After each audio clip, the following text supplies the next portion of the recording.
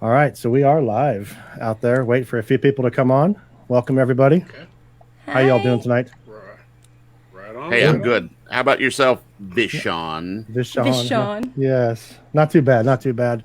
I'm excited about this, and I'm saying maybe we can break the record of last week's episode and go longer. Oh, good. Bill's like, My wife asked me, how long are you going to be on there? I said, that's a great question. Yeah. Well, if Bill and Sam don't get in an argument, we should be okay. Arguments and debates are different. That's true. Very different. Yeah. That was good podcasting. That was is good. What we delivered to you last week. So you're welcome. Oh, that was. Uh-huh. Oh, yeah. Bill and I are professionals. They would teach that in podcasting 101, how to have a proper debate. That's what that was it right there. You guys ready? Yes. Am I? Let's do this thing. Absolutely. Here we go. I was born ready. There was an idea. The idea was to bring together a group of remarkable people, see if they could become something more. I have an army. We have a Hulk. This is the Marvel Tribe, brought to you by Walt's Apartment Podcast and the DisInsider. Avengers! Assemble.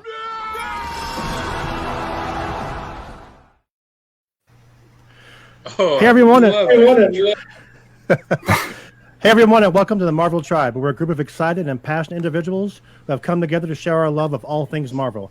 We are brought to you by Walt's Apartment Podcast and DisInsider.com. My name is Shawn, and I'm joined by an amazing group of people. We have Samantha, Chris, Bill, David, and Bryan. From the big screen to the small print, feel the pulse in your chest so you know you're alive. One team, one love. It's the Marvel Tribe. How y'all doing tonight? Great. Good. Great. Oh, Fantastic. So we figured we would do something different for the finale of WandaVision. So we've been doing the Marvel Tribe since it came back since WandaVision started. So we're glad to be back doing this. Have an amazing group of people with us tonight. We will start in the top, in the middle there. Miss Samantha, how are you doing tonight? I'm good. I'm glad Good. that we're doing this. Absolutely. Do me a favor. Tell me about DisInsider Podcast. What it is, what it's about. Because we're not usually on Sunday nights. People are like, what the hell are these guys doing on Sunday night? So Yeah, they're probably like, who are these people? Right. DisInsider Podcast is one of the podcasts that I do outside of Walt's apartment.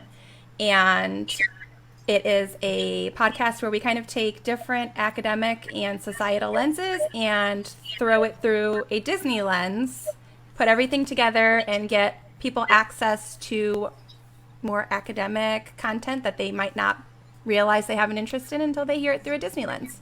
Perfect. Well, welcome. Thank you for doing this with us. To her, right next to Sam, we have, if you're watching the live stream, you're loving this because Chris said, I'm going to dress up for this. And he did. I'm going to bring in big real quick. We have McChristo here. Mr. McChristo with his Chris with Airbnb food correspondent and also Disney Done Differently. Tell us about Disney Done Differently, my friend, and welcome. Oh, thank you very much. Disney Done Differently. Just take my passion for Disney and my culinary career and put them together and have lots of fun. Do it a little bit differently. Absolutely. And it's been a pleasure being asked as a guest on this show for the last few weeks. The knowledge that you guys have, the fun is what brings me back, and I appreciate it. David, I hold you at high regard in my Marvel Tribe. Dang, I'm tearing up right now. Look at David. Thank you so much, Chris. Honestly, we so appreciate you. Appreciate you being on here. Got the Agatha Harkness going on over here, man. Yeah, there it is. A little bit. Single tear. Yeah.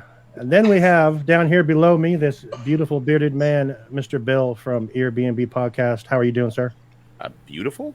I don't think I've heard that, but thank you. Yes,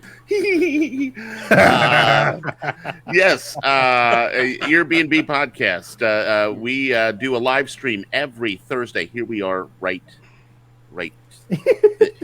there. Look at that. Right. Look at that. Every Thursday, 8 p.m. Eastern. That would be 5 p.m. Pacific. You can do the math in between, right, Sam?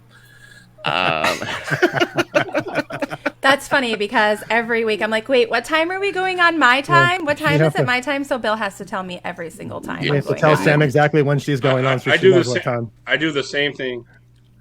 Yeah. You can also find us on all of the podcast networks. Perfect. Had to get that in. Sorry. David, Mr. Blurred Hulk, tell us a little bit about yourself, sir. This is your show, Marvel Tribe. You started this, so tell us about you, my friend. Oh man, no, we started this.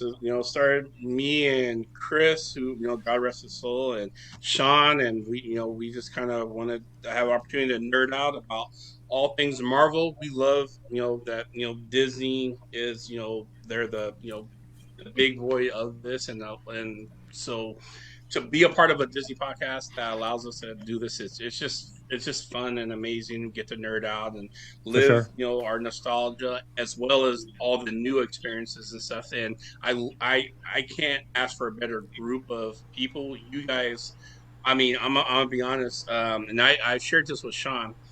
And during the summer, I had my doubts about coming back. I didn't really want after our close friend Chris passed away and stuff. I was like, I don't know if we can really kind of have that kind of magic again. And I'm glad, Shawn is an amazing man. He's kind of a counselor, therapist, and coach. He's like, man, just do it. Let's just do this. And we got Sam, and we got Bill, and we got Chris, and then thank you. And we have an awesome guest, Bryan. I mean, this is what I live for. This is amazing. I get to geek out about stuff I love. So I know I'm rambling. I want to keep the show down to less than 5 hours, you said. So I'll pass the mic over. Perfect. Thank you, man. We are so happy that you did say yes on this again, because none of us would be sitting here if you didn't. So thank you for that. And through these past 8-9 weeks since we started doing this again, we've made some really, really good friends. One of them is Bryan from United We Fan podcast. He's also part of This Diz Life network, and you have a show on there you do on Sunday nights once a month, I believe. But I want to introduce Bryan Lee from United We Fan podcast. Thank you so much for doing this. I knew when we were going to do the final of this, we wanted to go live. We wanted to have you part of it. So thank you so much for joining us. And how are you doing tonight, sir? I'm doing well. Thank you so much for the invite. Yeah, I love this show, and United We Fan, same place as Bill, where anywhere you find your podcast, we unite in all things fandom. So we talked about Mandalorian Season 2. We'll talk about all kinds of Marvel stuff. Come and join us as well. But again, thanks for having me. Of course. But you talked about Cobra Kai too, right? We did talk about Cobra Kai just after Season 3 dropped. All right, so we're going to get into this. We will recap again where we can all be found at the end. So you've been listening to our show, you know how it goes. Samantha will give us a breakdown, kind of what happened on the show, and we're going to dive into it and pull it apart and ask why the hell did this happen? Why didn't this happen? And Sam, the floor is yours. Go ahead.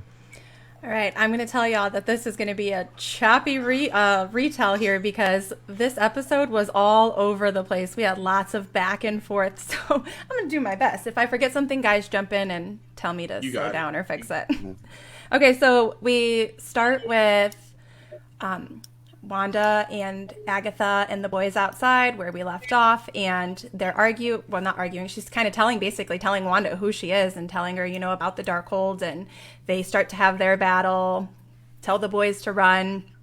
And then we get White Vision, who comes into the picture, and he's not very nice to Wanda, and she doesn't get it. And then we end up having this, Vision comes in and he kind of knocks him out, tries to. They start having their little battle going on. Wanda is in the center of town and everybody's surrounding her, and Agatha kind of starts to wake them up, and they're telling Wanda how they're suffering, and they want her to stop doing this. They want to see their kids, and she's telling them she's saying, Agatha, stop controlling their minds, and she's like, they're your meat. You did this. I'm just unlocking it. And so they're going back and forth. Visions are going back and forth. Wanda starts to take down the Hex and telling everybody to run, because after she chokes everybody, because they're all talking to her. So she realized that she was kind of losing control there a little bit. Tells everybody to run, starts to take down the Hex. Military then comes in. We did see a scene where Jimmy Woo and Hayward were talking. They had Jimmy Woo in handcuffs, and he snuck a cell phone, and he called somebody at Quantico, I believe it was. Click and flourish. then Flourish. Okay. And then where was I going? Oh, okay. Then the military comes in. Jimmy Woo's got somebody coming. Or Sword's coming in. Sorry, Sword's coming in. Wanda calls them the military. She tells the boys to handle with the military. Vision's dealing with Vision. She's dealing with Agatha. She kind of time jumps Agatha back to that trial she had with her coven. And they all turn on Wanda when they come back to life. And they're having this conversation about her powers and how she's... they have a conversation about how she's more powerful than the Sorcerer Supreme. And... there's lots of back and forth, lots of Agatha telling Wanda who she is, about the Darkhold, about, the chapter in the Darkhold about her. All of the witches in the coven knew who she was. They tried to tie her down. Agatha's power was more powerful, or Wanda's power was more powerful than theirs. She kind of gets them back to the roof there.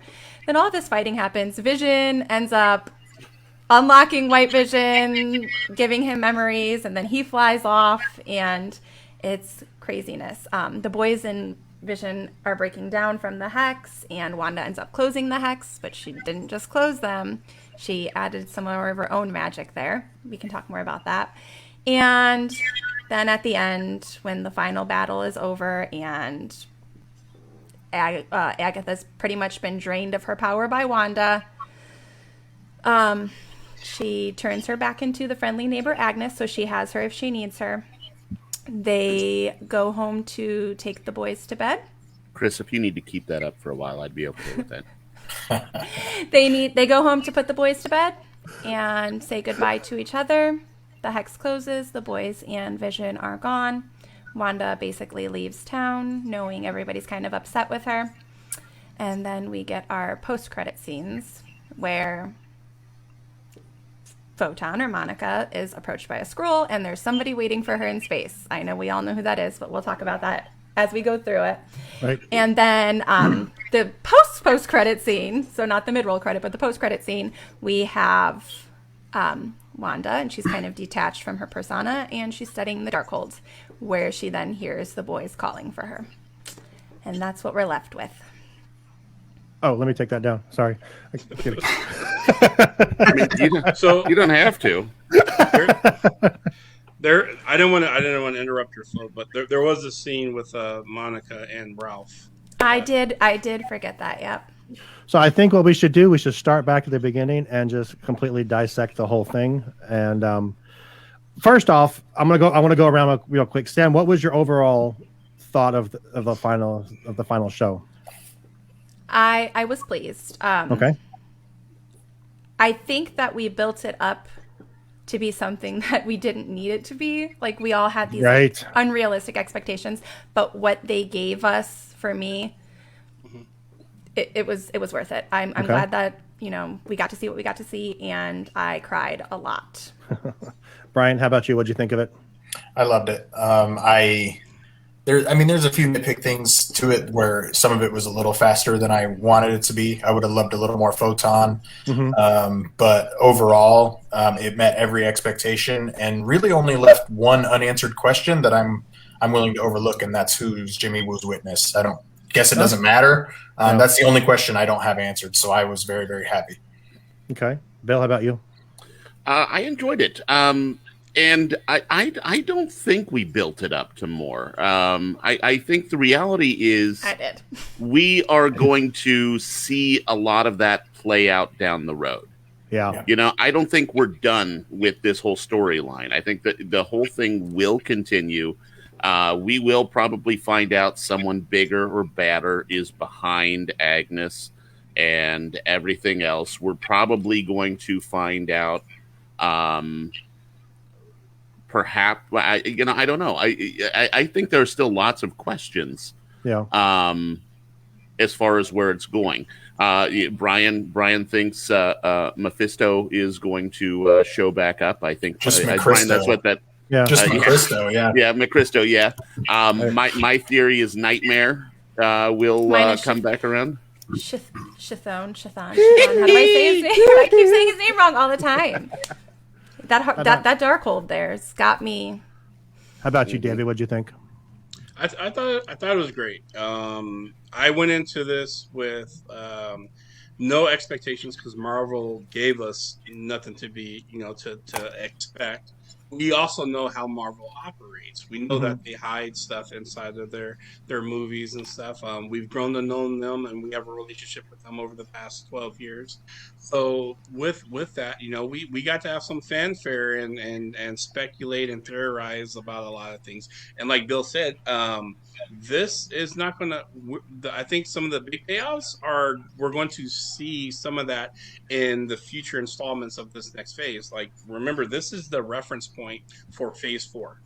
So we're going to come back to this and be like, oh, yeah, there's that. And it ties in. They're very good about creating like small storyboards that weave into even bigger storyboards. That's part of their genius.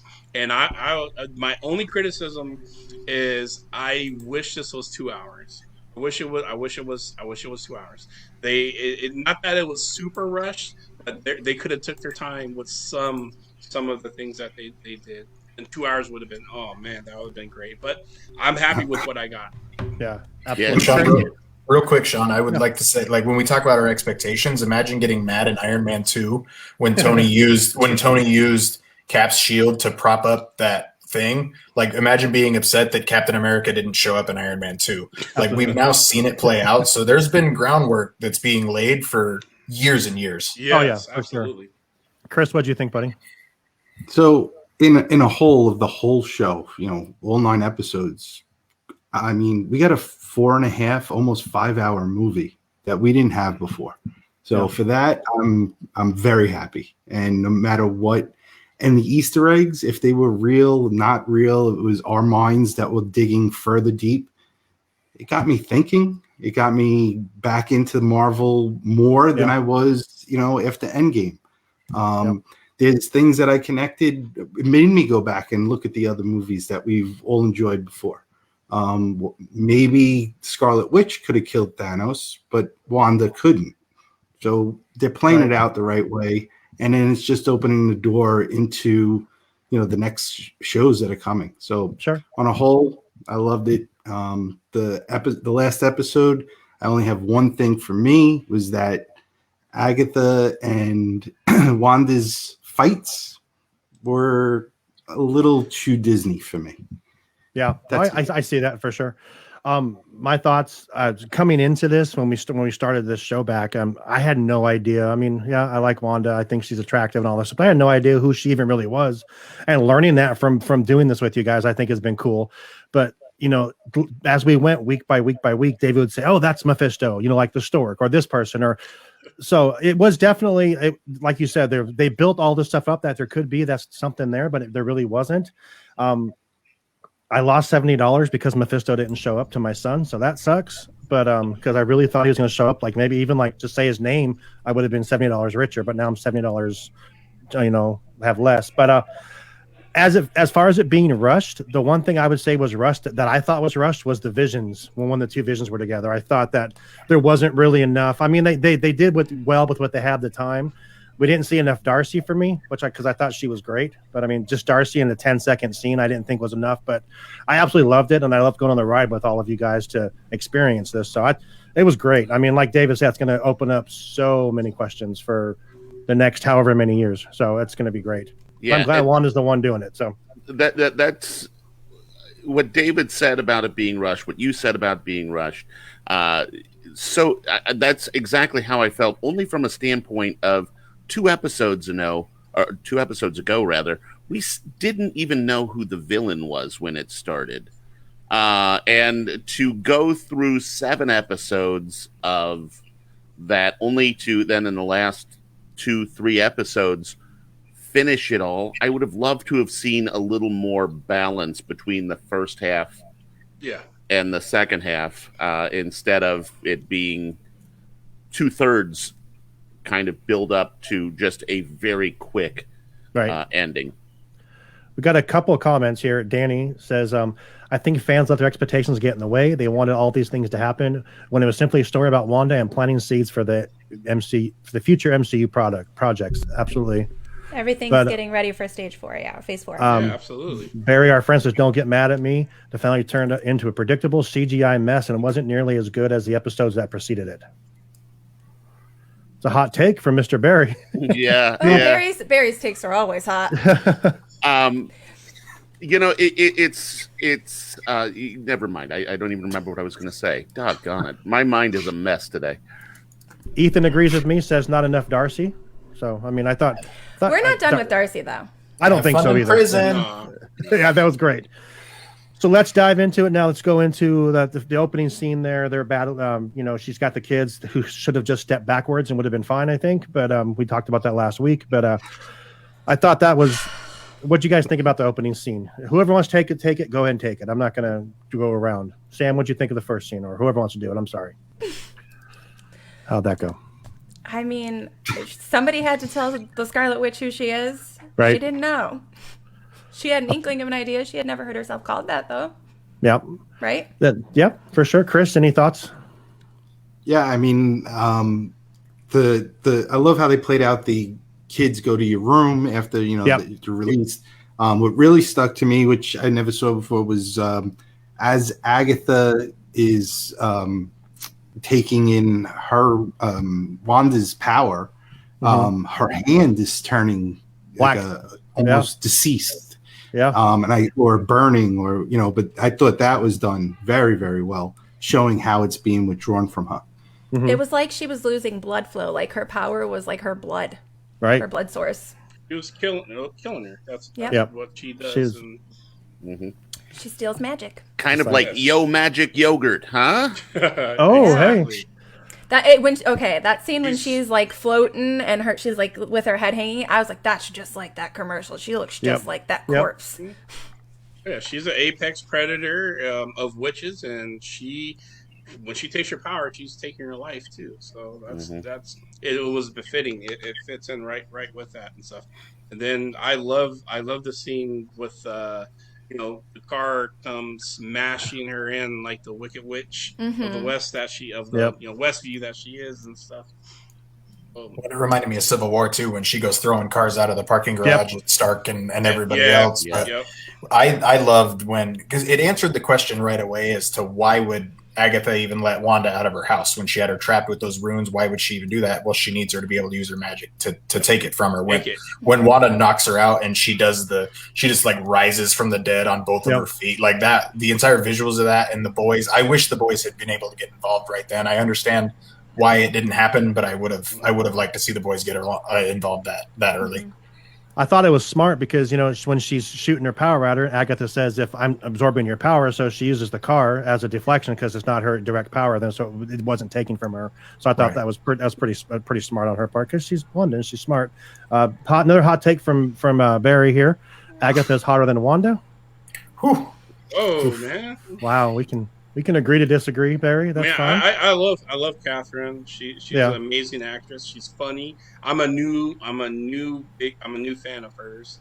She's done a lot of stuff that I love. Especially Step Brothers, my all-time favorite movie. But I'm gonna be honest.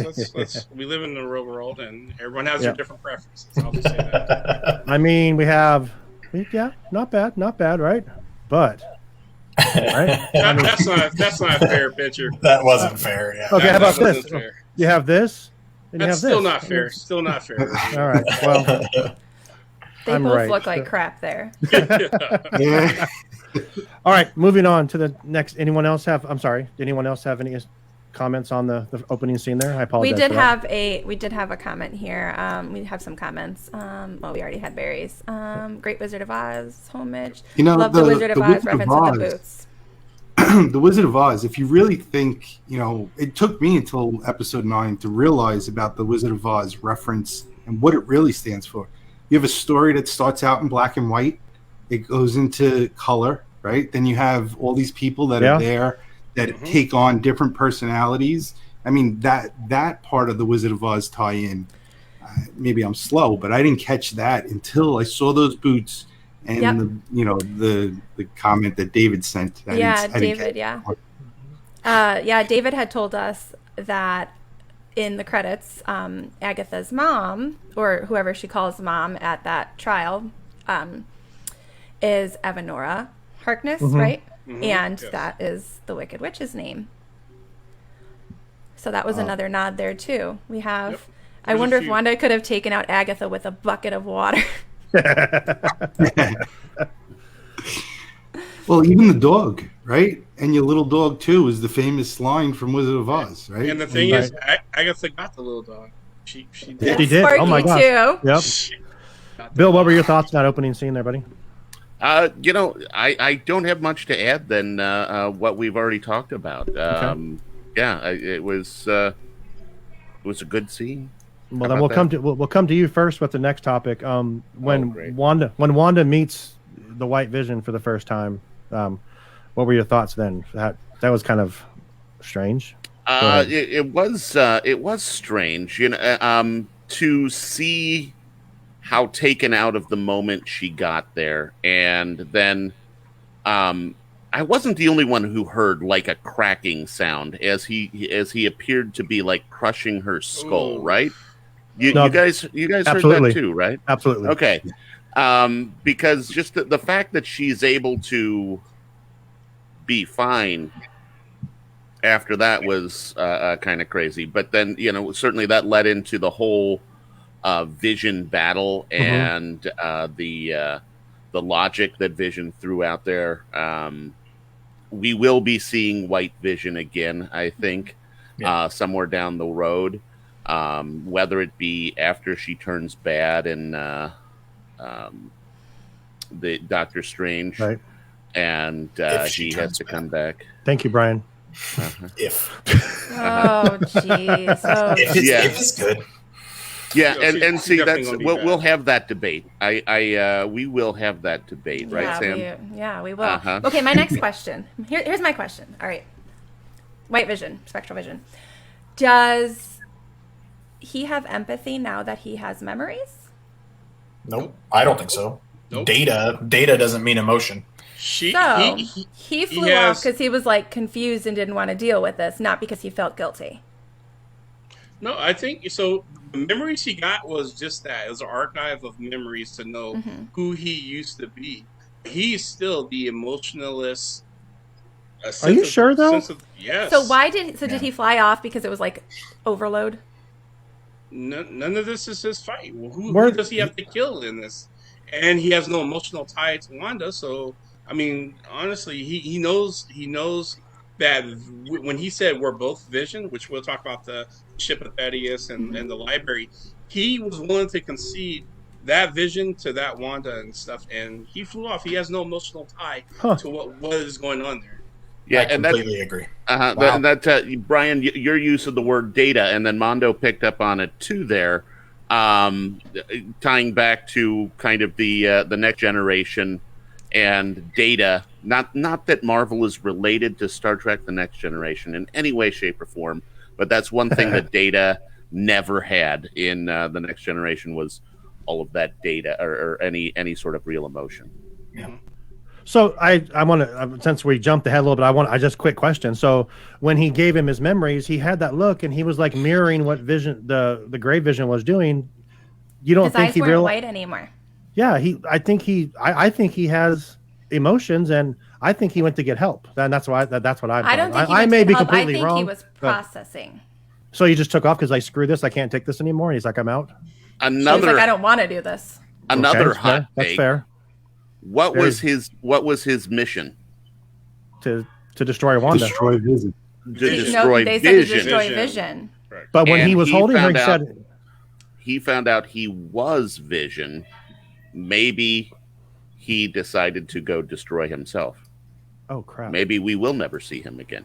I think we'll see him again. If they kill him off screen like that, I will rage. I'll be honest. He will be back, but he will be emotionless. Barry's got some hot takes on White Vision here. He says that White Vision. Sorry. You're fine. He says White Vision eats unseasoned chicken. Oh my god.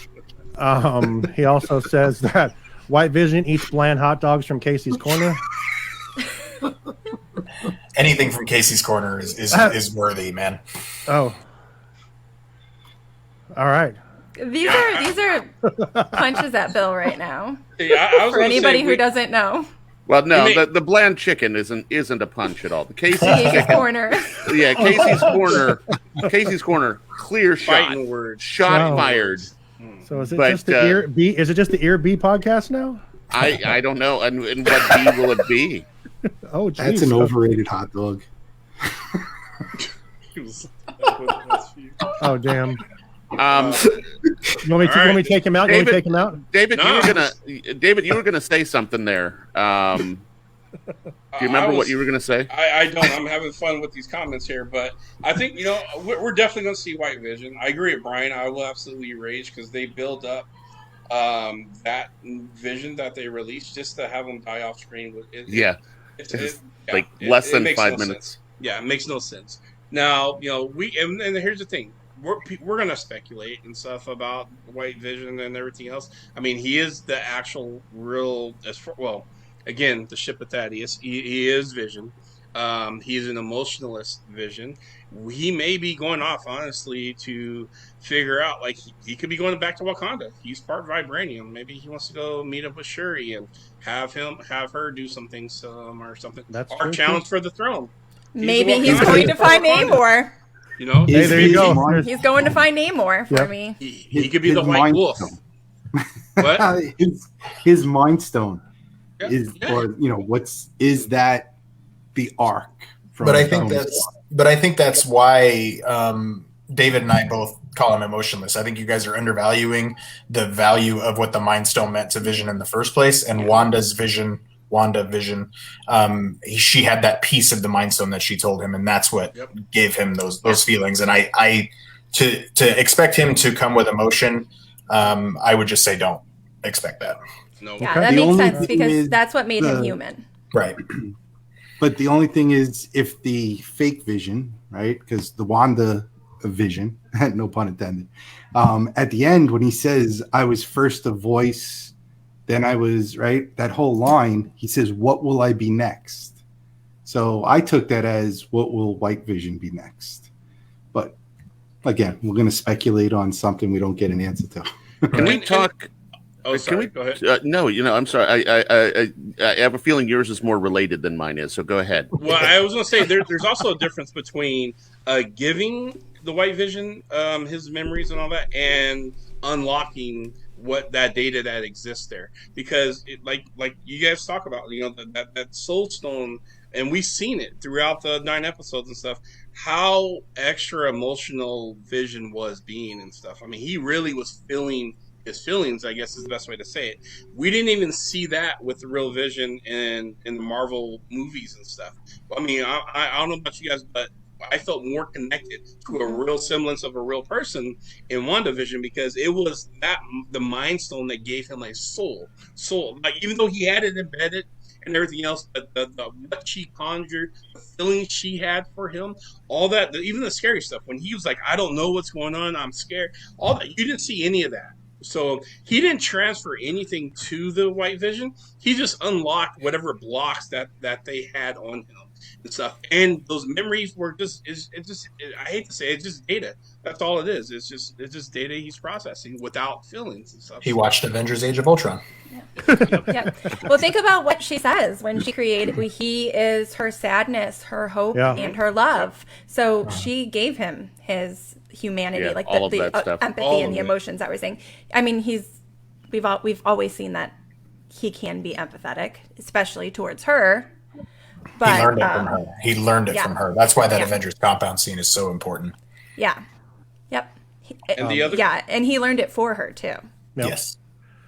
Mondo says, White Vision went to get vanilla milkshake. He was done with Westview. I gotta say, the memes are crazy for this. The memes for Vision are Vishon. Vishon, that's right. Vision took the month of March already. It's the beginning of March, and he's the meme king. That's all I'll say. Danny says he got an idea for a dish for Chris to make, which would be the Montmi Cristo sandwich. And he's already been there, though. You've already That's done right, the you Monica. already did So, it. yeah, Not so the you have to Monica. you have to go back and change the graphics now. There you go. Get your graphics department to work. All right, let's move on here. Sam, where do we go next? Lots of superpower landings. Yes, there was. There was that Breaking Bad RV that exploded. There was something not good happening in that RV the way it exploded like that. Oh my God, that so makes sense too. Good catch. Yeah, that thing did blow up pretty big, huh? Yeah, that was definite meth lab there. You went right for it. I just went for No, Bryan yeah. Cranston in the I'm MCU. actually- That's all I was going for. I'm actually watching Breaking Bad right now. I have 2 episodes left, so man. that's what I'm all. I've seen it like 3 times. This is the 3rd time, but still, yeah, Oh, jeez. it's great. It's great stuff. Terrible person, but hey, anyway, moving on. Meth lab blows up. We move into town where Wanda's completely confused, right? Wanda's just completely confused at this point. The fight's going on with the 2 visions in the library.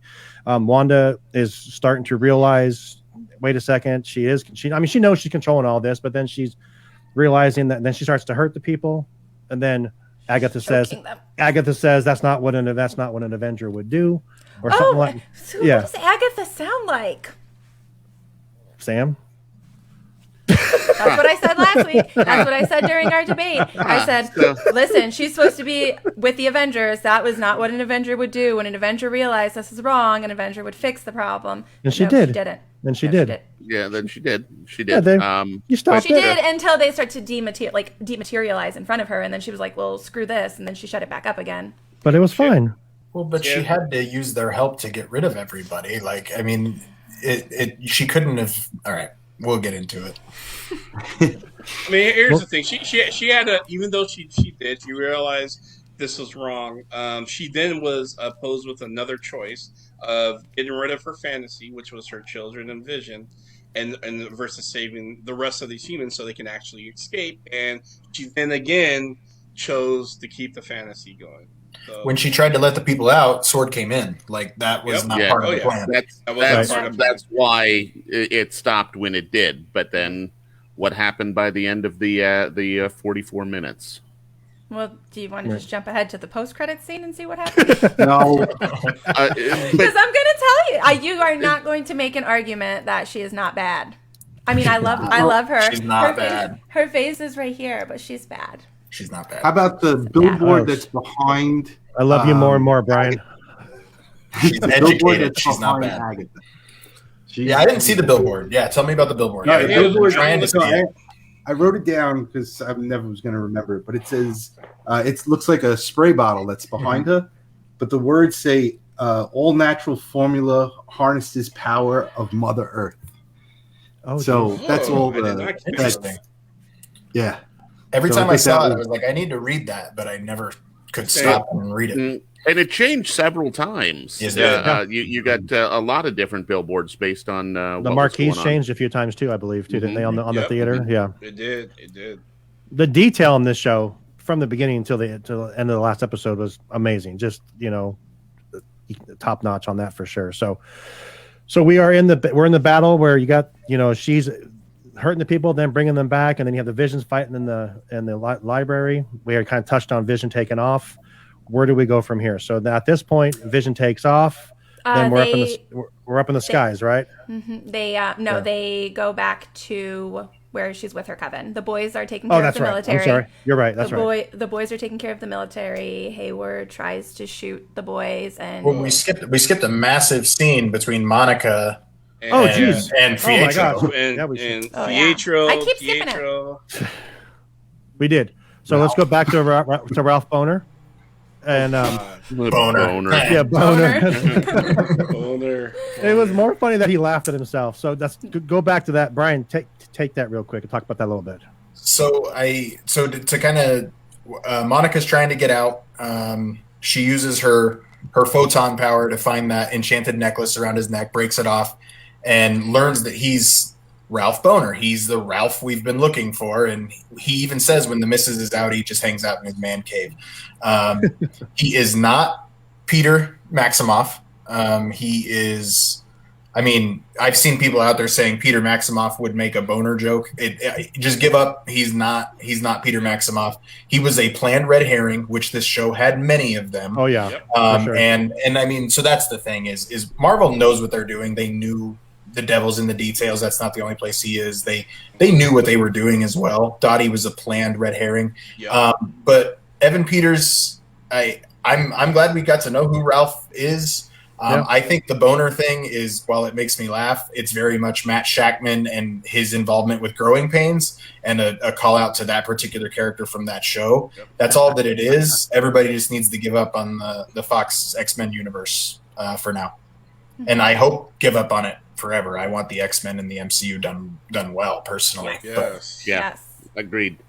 Danny says, what was the point of casting Evan Peter if he wasn't Quicksilver? I guess just to mess with us, unfortunately. That's exactly what Bryan was just saying. So Exactly. Yeah. Yep. It was to mess with us. They needed you to think it was possible that it was him. That's all they needed. So David, thoughts on that? Oh man, I thought it was a funny troll. It was on the nose Growing Pains. You couldn't get more on the nose. I mean, if you tried, it was. I mean, I guess they could have cast Kirk Cameron to, are the actual boner, Or the actual one, yeah. Yeah, but no, it is what it is, and they, it was just kind of for me. There's a couple things you can read into it and stuff. One, they knew, like Bryan said, it was a red herring, just a purposeful misdirect. They're having fun. They own Fox properties. The actors are free to come on board and come, and do whatever and play whatever role and that they want. And they took advantage and an opportunity, not advantage. They took an opportunity to mess with us, and it was good. I thought it was good fanfare. If my only thing when he first got introduced, if they're going to introduce the multiverse, I wanted it to be done very, very well. And as we were leading up to the final episodes, I was hoping we didn't get the multiverse because I'm like, 100% agree. We don't have time to explain Yeah. all of this stuff. There's still so much stuff to tie up and stuff. Yeah. Mm-hmm. So as we're getting closer to the final, I'm like, please don't do this. Don't go this route. Don't jam pack the multiverse, which is going to be setting up Phase 4 and the introduction to the mutants and Fantastic Four and everyone else. So don't do it this way. So, and I'm glad they did it. I'm glad it was a red herring. And I was like, it was a sigh of relief for me. Good. I mean, How about you? Sorry. You go ahead. Go ahead. I was going to say, I mean, he kind of told us he was a red herring when he showed up and gave her that Halloween memory. Yeah. Yes. Yep. Bill, any thoughts? Actually, yes, exactly. Yeah. Same thing. Sorry, Bill. Go ahead. I'll jump in after you. Sorry. Go ahead, Sam. Sam, go ahead. Sorry. No, go ahead. I was gonna say same thing with the red smoke for the stork. It was a red herring. That was Agatha right lashing there. out on not being inside the house. Yep. Oh, geez. I didn't even She think wanted, about that. she wanted to deliver the kids, and Geraldine did it instead. Wow. I didn't even think about it that way. Okay, Bill, go ahead. I'm waiting for Sam to say something. No, I think it's cool, and I've heard some people still speculate that he is the witness. I've seen that. That was talked about, and I don't agree with that because he has that old headshot with his name on it. And someone going into witness relocation isn't going to have an old headshot that has the same name on it and all of that. And Jimmy saw him on the screen. I mean, Jimmy saw him, and he didn't say anything. Oh, that's true. Yeah. So that person's still out there. I enjoyed it. I loved the little trolls. Like I loved that. I loved Paul Bettany talking about the actor. That just gets funnier to me every time I think about it. It's amazing. We were so convinced we were going to see Luke Skywalker, right? And yeah. I honestly saw something saying that Mark Hamill was going to appear as Nightmare, and I'm like, okay, that'll be cool, but it's because he voiced the character right on the animated. But that scene that we're talking about, the line that I took out of that, because Quicksilver's so funny when he says to Monica, "They can't hear you," and that ties into when the kids were with Agatha. and I always mess up the names, but he says, it's quiet here. You're quiet, Agatha. Right.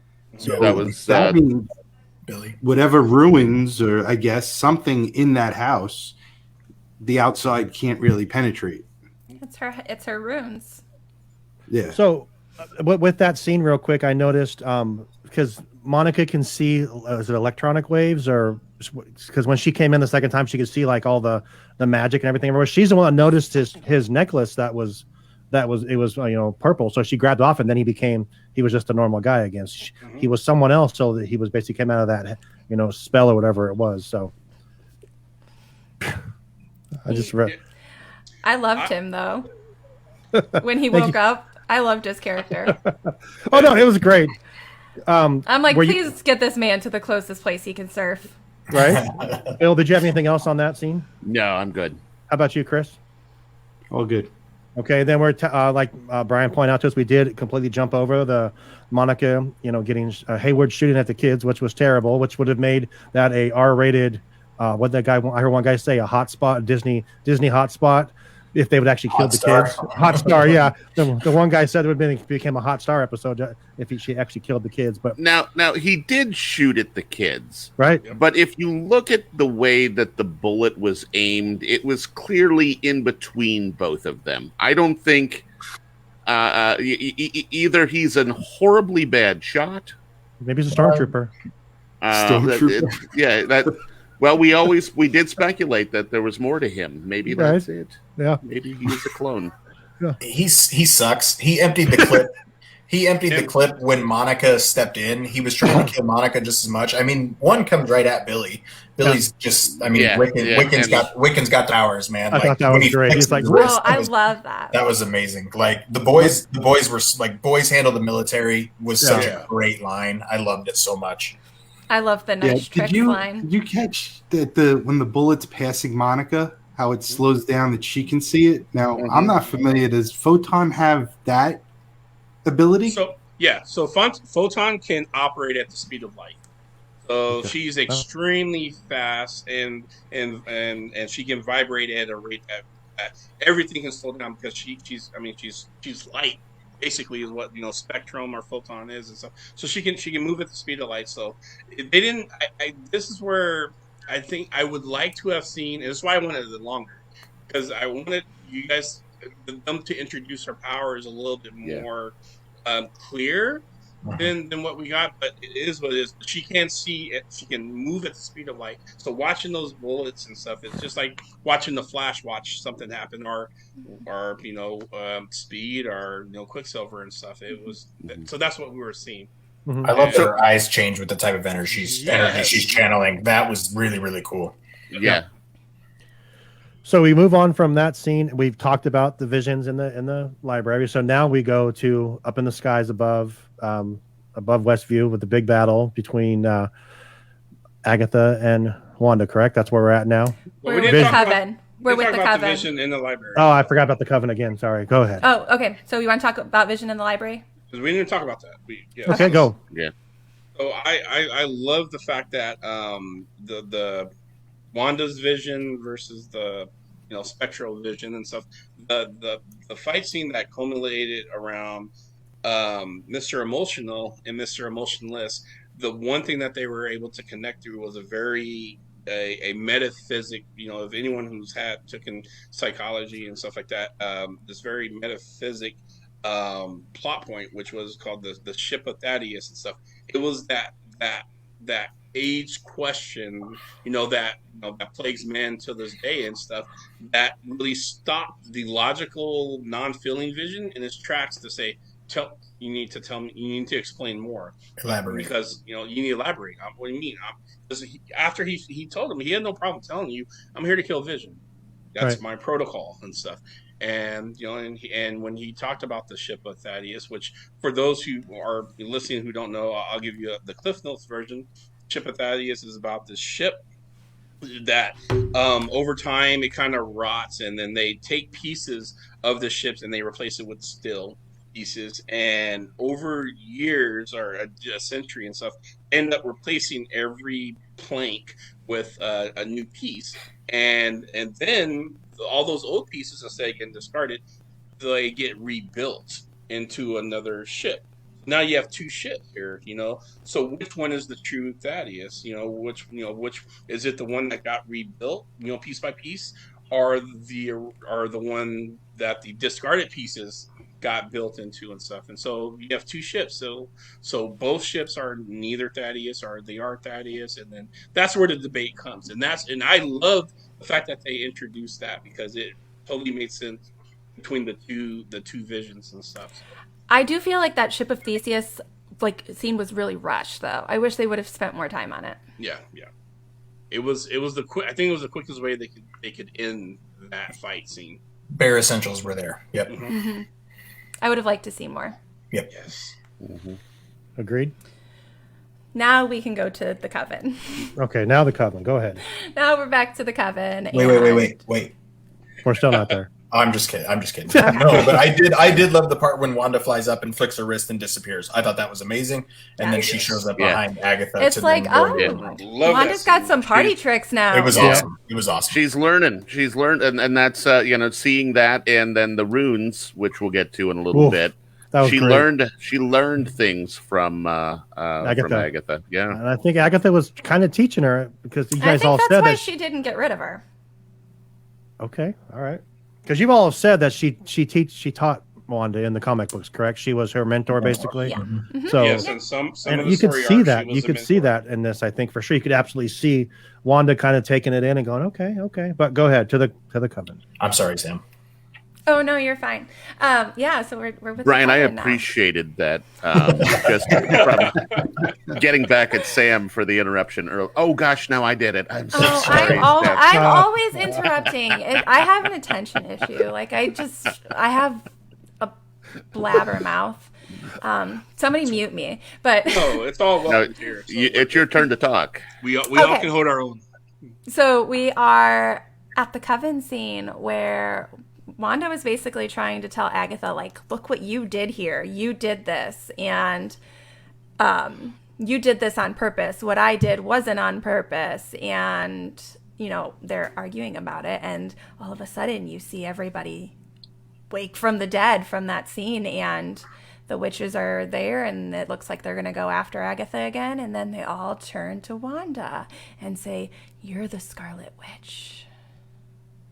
And they're going after her, and I love that scene, because it was like, well, forget her. She's got, so what? She's breaking Coven rules. Right.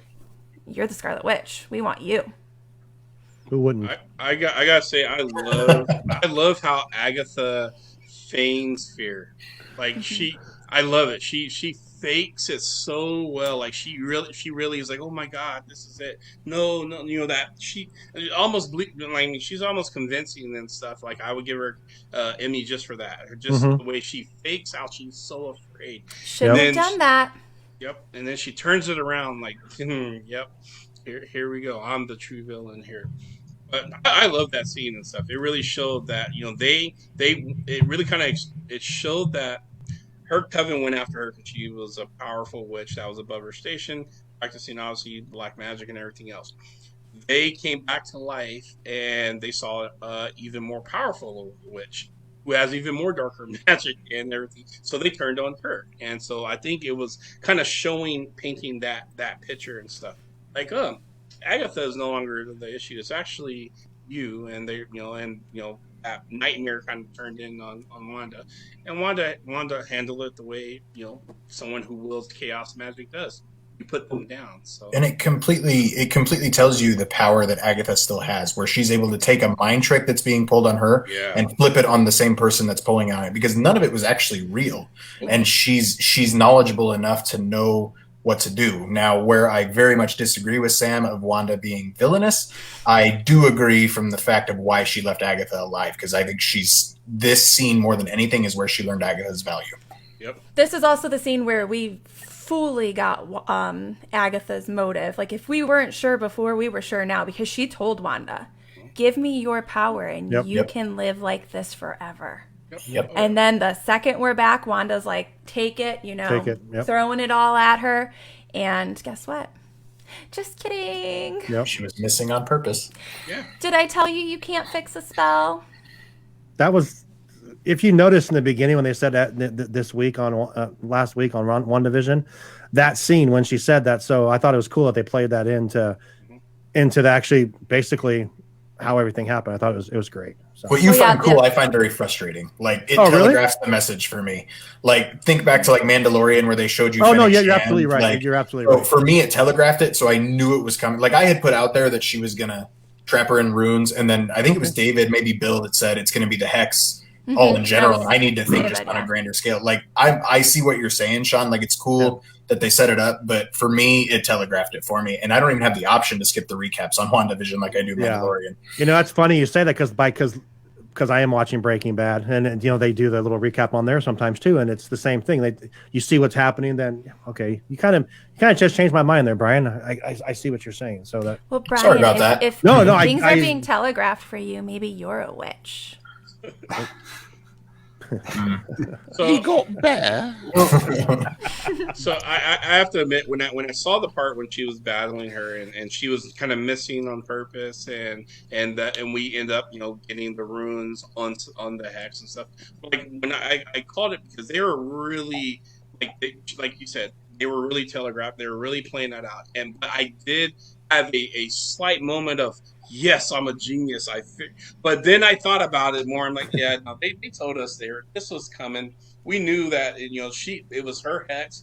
She explained in still details about, like, hey, only the witch who casts the runes, your spell can't. I mean, so I'm like, it makes sense that this was going to happen. So the visuals of the runes were incredible. They looked so cool.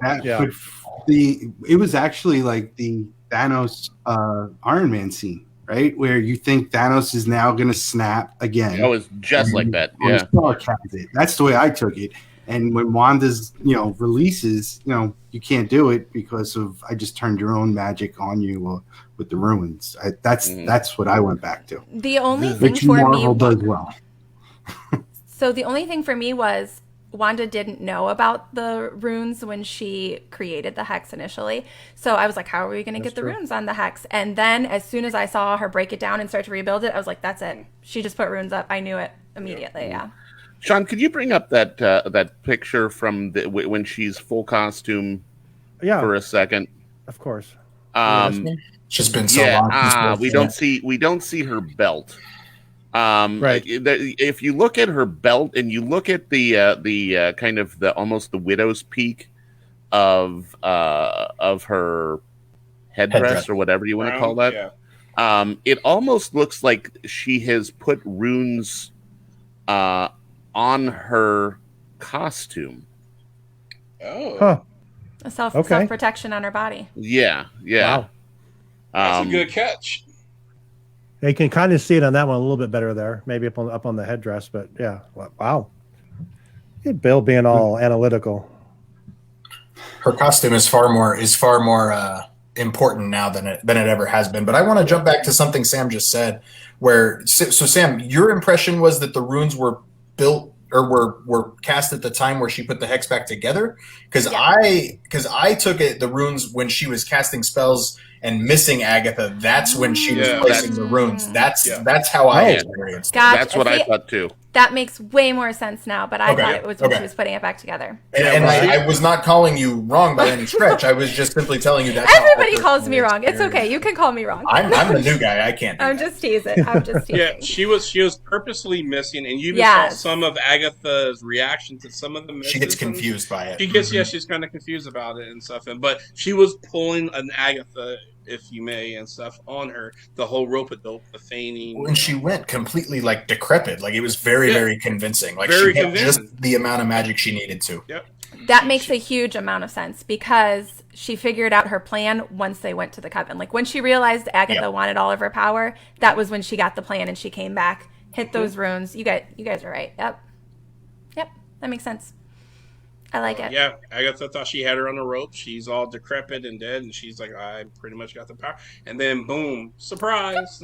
Psych. Hang on, keep talking. The only thing I could think of, it would have been, well, no, actually, it would have been cliche if she would have said something like, I'm inevitable, and she was like, I'm the Scarlet Witch, and then came back to life or something. That better, Bill? Yes. You see the belt buckle there, right? Yeah. That's a ruin. Yeah. Uh-huh. That's so. I did Let's not have a know look that. I for did that. not pick up on that. Wow. Oh, that costume's so incredible. Right? That has nothing to do with And- her. Like, I'm just gonna say, like, that costume's awesome anyway. It wouldn't It look is. good on me, but So, I do have to say, Marvel has a great way of taking the old costumes from the comic books and updating them to being something kind of cool. And this isn't a diss to Fox. No, this is a diss to Fox. Fox kind of did similar, but they would ruin it a lot of the times and stuff. But Marvel Studios, they nailed it when they did the upgrade, because it's not the. I mean, we got the match for match. Obviously, it's cartoony, but Right. when they did the upgrade and the more modern look, oh man, they nailed it. So I love that costume. And then another note on Bill, the ruins that you can actually, and I didn't actually I was going to check this next time I watch the episode. They're in Sanskrit, so there's actual meanings behind each of those symbols and stuff. And so, anyone who can read Sanskrit, which I'm going to check it out now and look for that symbol on her belt to see if that means anything. So Danny had a good question. And he said, did anyone notice throughout the series that each time she says previously on WandaVision, her voice is less cheerful? Yes. yeah. I was- Episode 7, I think, was the least cheerful. I think it got a little better in the final 2 for whatever reason. Right. But yes, it did change. And Mark from This Life says she was missing in casting them, so he agrees with you guys. And Bryan, that's brilliant. Mondo says so. There you Thank go. you. All right. So from there, Well, real quick before we move on from the sky, please go on. when Wanda takes her magic back, there's a lot of purple coming with it. Yep. I've got my own personal opinions on that, but I would love to go around the table if we can with what you think that means. I think with the way Agatha falls to the ground, she's basically just Agnes at this point, and there's not a whole lot of her left. But Wanda's going to be able to give it back to her at any flick of the switch. Does anybody disagree with that statement? No, I think I do think agree you're with dead you. on. yeah, Yeah. I agree with you. Yeah, She left her as a vessel. Yep. That she can use again, for sure. So Chris looks like he has something up there. no, it was basically she with the purple. I think she just absorbed everything out of Agatha, left Yep. her with nothing, but now controls her style of magic as well. It makes me wonder. It makes me wonder if Agatha just simply wasn't craving power for power's sake. If she could have taken people's magic and not killed them, because Wanda just wanted the magic gone for the safety of Westview, and Agatha didn't change physically. So I wonder if it's either A, they had different motivations, or B, if Wanda's just that much more skilled, or a combination of both. Well, Different kind of so magic. I would say Wanda isn't that skilled. Her magic, chaos magic, is that skilled. And Yeah. remember, the predictability, the predictability of her hex magic and stuff, is able to give her exactly what she wants when she thinks it. So it's almost like saying, "I want to be an expert in computers and stuff." Not having to study or anything, the magic will help you get there. So with that, it wasn't so much as her kind of picking up on learning that. She wanted an outcome, and the magic made that happen and stuff. And so I think when she absorbed her powers and stuff, that's what was happening. I don't think Wanda, still until she started reading the actual Darkhold, was at any point in time understood what she was doing. She knew what she wants, and the power made it happen. So same with the runes. I mean, she didn't study runes. She wouldn't know what runes to cast, but she knew what she wanted to accomplish. So Yeah. So the one comment that we didn't talk about earlier was when Agatha told Wanda that she's more powerful than the Sorcerer Supreme. This was a debate at my family dinner before I left to come do this. Is the Sorcerer Supreme Doctor Strange? Yes. yes. Okay. They haven't called him that. He's only a master of the mystic arts. That's what my son said. My son said that. We're headed that way. The ancient one was the Sorcerer Supreme. One. We're headed. By the time of Multiverse of Madness, this could be. There could be no point to this, but at this point, he's master of the mystic arts. He's not the Sorcerer Supreme, but even the ancient one said in Endgame that he is the best among us. So. And she basically called him the Sorcerer Supreme in Endgame there when she was talking to Bruce Banner. Yeah, But yeah. but yeah, We're splitting he did hairs. Yeah, he didn't self-identify as, but we know that he is the Sorcerer Supreme. Yep. And she's more powerful than him. Is that true? Do y'all agree with that? I agree. Or she can be. He's smarter than she is, Okay. and that goes a long way. He's very, very studied, and he's very skilled in that sense. I mean, his brain is a superpower of its own. She's very emotional, and she wills. I think she wills more magic, but he is very, very intelligent about how he uses his magic and stuff. I mean, look at Dormammu. I'm sorry, I don't mean to go off on a tangent. Dormammu, who is a Dark Lord himself, Doctor Strange was able to defeat him through a parlor trick over again and again. I mean, that shows how genius level Doctor Strange is when it comes to using his magic. So, that sense, Strange has the edge over Wanda, but Wanda is definitely more powerful From magic wise. yeah. Mm-hmm. Yeah. Yeah, if Wanda didn't have the terror and all the stuff that happened and had self-confidence, I think she would have been, the most powerful. So Okay. do we think she's getting that now? Yes. That she has the Darkhold? No. Okay. Well, I mean, she It's very could. incomplete. I mean, I don't know. Like one thing, Wanda saw the runes in the basement for how long? Right. But she was able to recreate them on the hex. So that has to show some level of Intellect. To let that happen. So to completely write her off, one thing that Marvel does is they certainly, or the Marvel Studios does, is they certainly use the comic books as inspiration, but they don't necessarily always stick to the comics in what they do.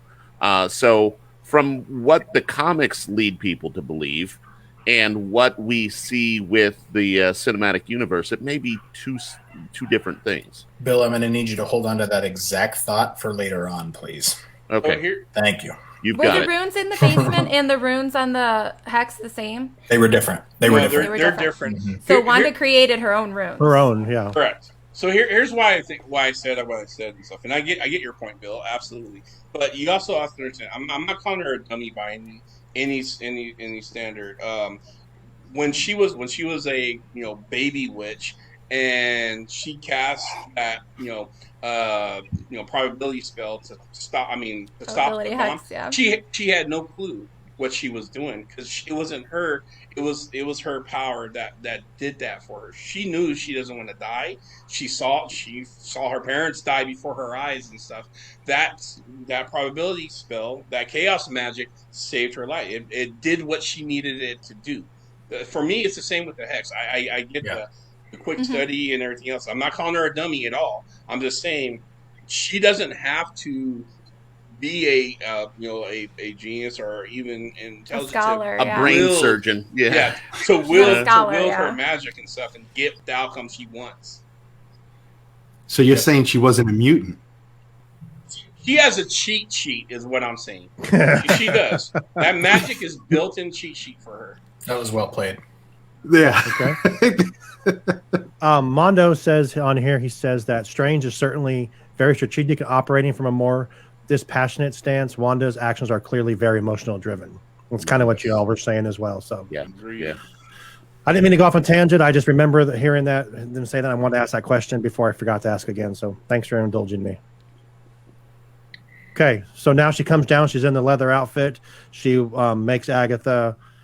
She makes her Agnes again, and she's just there. And I'll see you, pal, and all that stuff. And basically, we move on from here. So now, not before I see you first, which I thought was a very when Agnes came back and said, "Not unless I see you first." Yeah.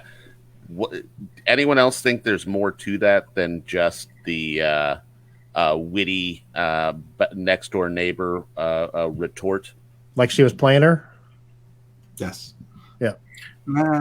She knows. I don't think so. I don't think she has any magic left. Really? I think she's just that annoying. Okie dokie artichoke. I mean, I just think that's what your nosy neighbor is going to say personally. Right. But then, like you said, she's using her. Who said the vessel that as something that she can come back and use when she needs to again? Okay, so Okay, that makes sense too. So, And David, she didn't did you get rid think of the something brooch. different? Oh no, I agree with Bill. I think she's there's a little bit of a con still going on here. So, but I do think she has her magic, the most important part of Agatha and stuff. But You think she still has it? I don't think she has her magic. Okay. I think she has all her other stuff, and she's still kind of pulling a con a little bit. and Mark from This Yeah. Diz Life says apples and oranges. Steven is a good study. Wanda is powerful, but doesn't have his control. So Yeah, I just wanted to get that comment in there as well too. You see on here, Mark. Okay, There was just something ominous about the way she said it. Is all I'm saying. I agree. I get what you're saying because I thought for sure she's like, well, she's pretty powerful herself. I think I feel like she was playing her a little bit. I know, but I totally get what Brian and Sam are saying as well. Yeah, So yeah. I don't freaking know. I took annoying. I didn't take I didn't take ominous. I just took annoying. God, Okay. if you were my neighbor, I would move. Nobody wants to wake up to their neighbor being that chipper in the morning. Right. and I'm curious, where's she going to live now? I mean, Ralph is back, and he knows who he is. I mean, Maybe her and Ralph are going to be married. She's There a you go. cougar, man. Yeah, he's a lot younger than yeah. a lot younger. She Yeah, might that- like Steven Seagal movies. You never know. That was so funny. But that is another thing. Once the hex is gone, Mhm. does Agnes still have the spell upon her? Why not? She was never part of the hex, but it was created in the hex, but it was never and part then of the the hex actual was hex spell. gone. So I think never thought of it that way. Yeah, I think Wanda kind of almost leveled herself up magic wise, and I'll be right back, guys. You guys continue. But I get what you're saying. I think she no longer needed the hex to just. I mean, she just was going to create this personality for this one person, and that's what she was doing. She was entrapping her in that personality. If you're going to think of it that way, you could think of the costume being magic of the hex as well, and it clearly lived outside of the hex. So I think whatever, and I think to Sam's point, the fact that that she came into the hex after it was created makes a big difference there. Yeah. I don't know. Just like she still had her mom's brooch or whatever it was. I don't know. And I'm not arguing that anything differently. I just more than anything, I'm throwing things out for. Yeah. I think we're going to know anything's she's possible. coming. Yeah, I think we're going to know she's coming before she shows back up. I don't see her arriving without Wanda's help in some manner. And I also that don't is see them being everything. done with her. No, which is Oh, great no. news for me. Yeah, She's because amazing. I love her. Like, if they got rid of her character right now, that would be a huge Oh, mistake on their part because people love she her. she had the #1 song on Apple the chart. iTunes for a couple days there. That is incredible to me. She shut down our podcast. Mhm. She did shut down our podcast. I would admit I would rage as well for White Vision, and her if they were just done away with. I would Darcy, extremely too. be mad. I want more Darcy. We're going to get more Darcy. I think she actually confirmed that she has some more parts in the MCU. So. Oh, she did. You're right. Not Thor 4, but she said she'd been contacted. But she's been in talk. So good because I love her. Mhm. I like her a lot. Okay, where are we at now? So They're walking Agatha? back home. yeah, but we're going back home. Yep. Now it gets sad. As a parent, when they were putting the boys to sleep, I died. I wanted to go hug my baby. I'm like, imagine being a mother. Well, I'm going to cry thinking about it. Walking out of that room, or a father walking out of that room knowing that's the last time you're going to see your children. Yeah. And I know, they were created as part of the hex and yada yada, and they weren't really real, but they were real to them. Broke my heart in a million pieces.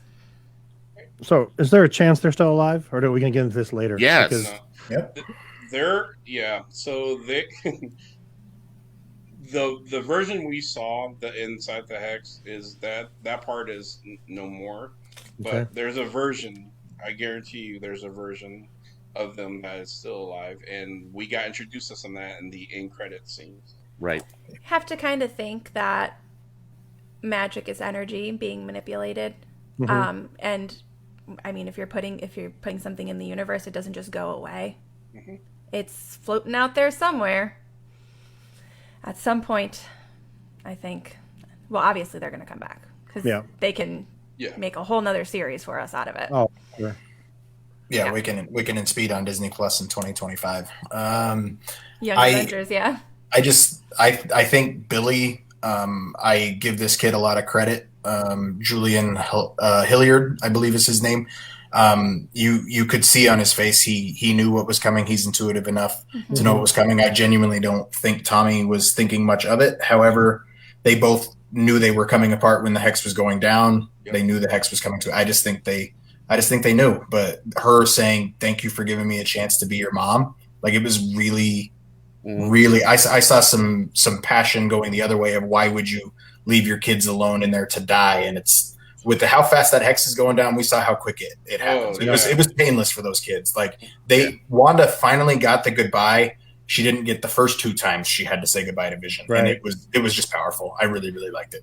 Part of me wanted to think that the boys realized what was happening and escaped. But But I don't think that's. But I don't think they could live outside the hex if they did. No, they can't. They can't. I mean, but they're around somewhere because we heard them. Yes, we did. Right.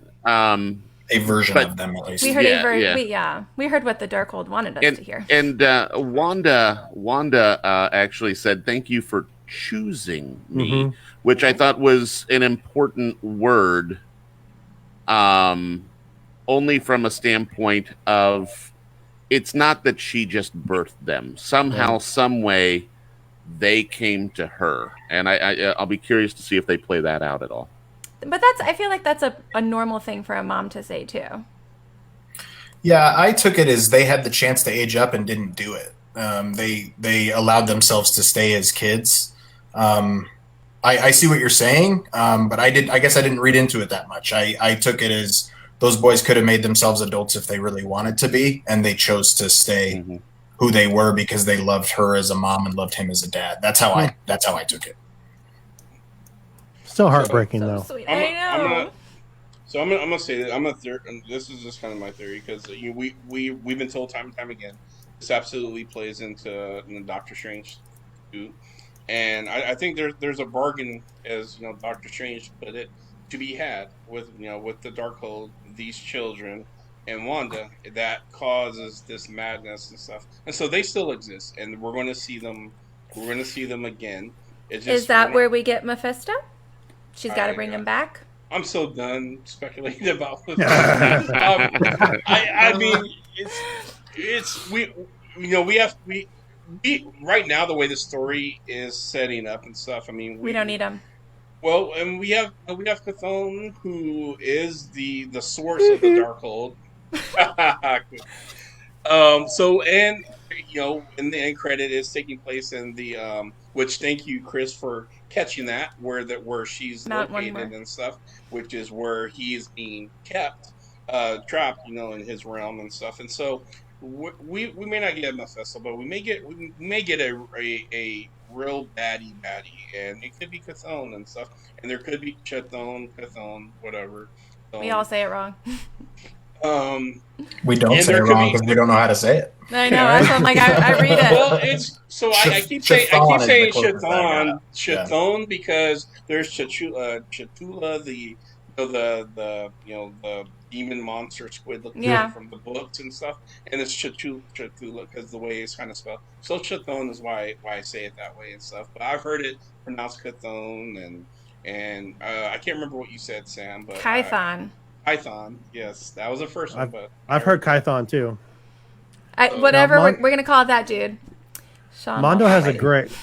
Walter White equals Mephisto. Mondo, we need to become friends, buddy, because... Speaking of, he's the one who sent me this lovely shirt. What shirt? Awesome. Yes. My Vision All right. Vision and Scarlet. There you go. Thank you, Mondo. Good job, Mondo. Good job.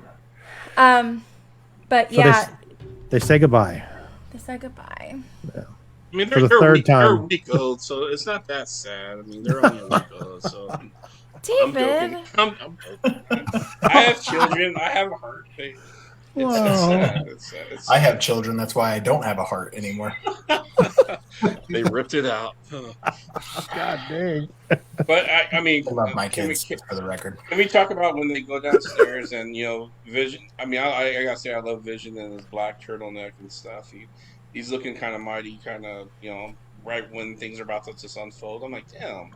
I felt more sad about losing Vision. I'll be honest. The third time, the poor dude. Jeez. Yeah, it's like, dude, he can't catch a break, man. It's like. He was dressed like 90s era Dwayne "The Rock" Johnson. Yeah, he was just missing the fanny pack. He was just missing the fanny pack. Yep, absolutely. Oh my god, if they did the fanny pack. Oh god. Yeah. But it was great. I loved it. I was sad about.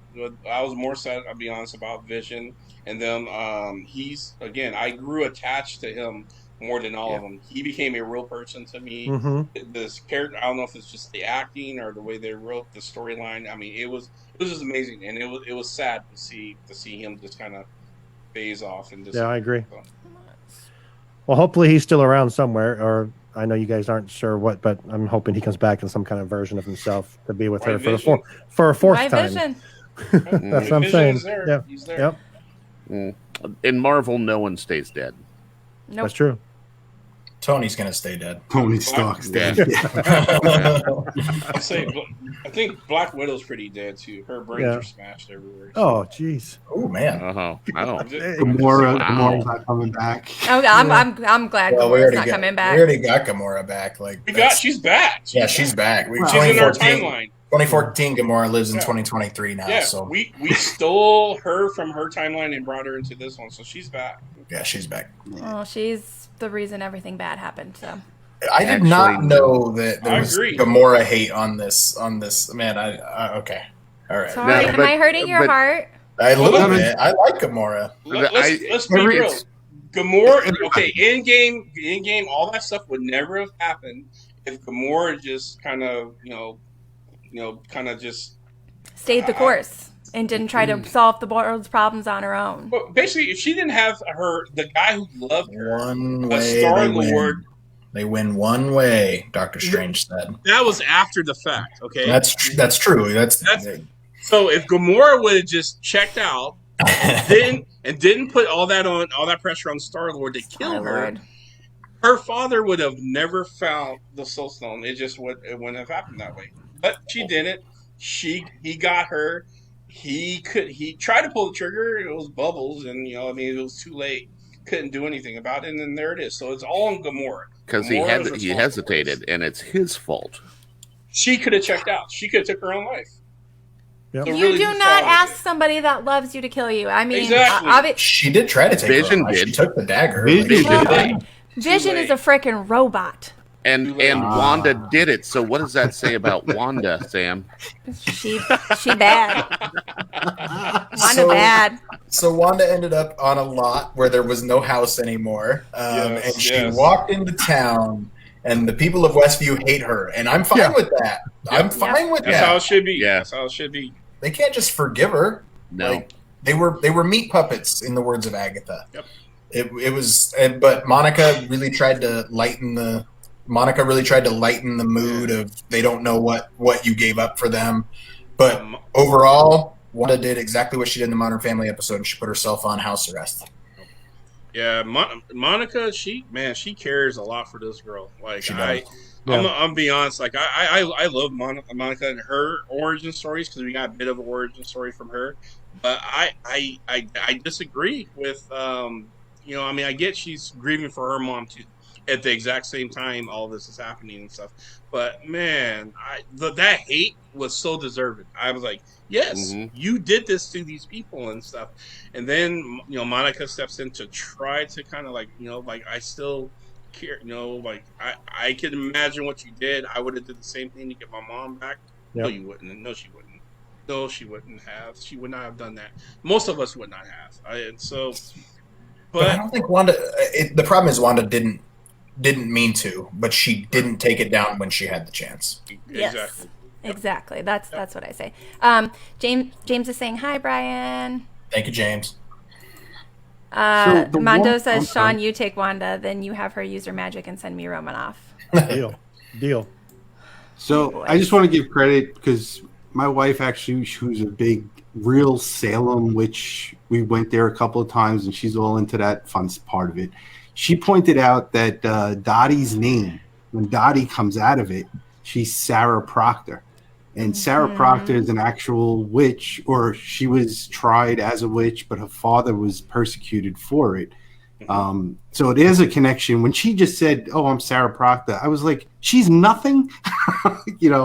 We built up the mailman is the pizza guy and all of that. I have a theory about the mailman.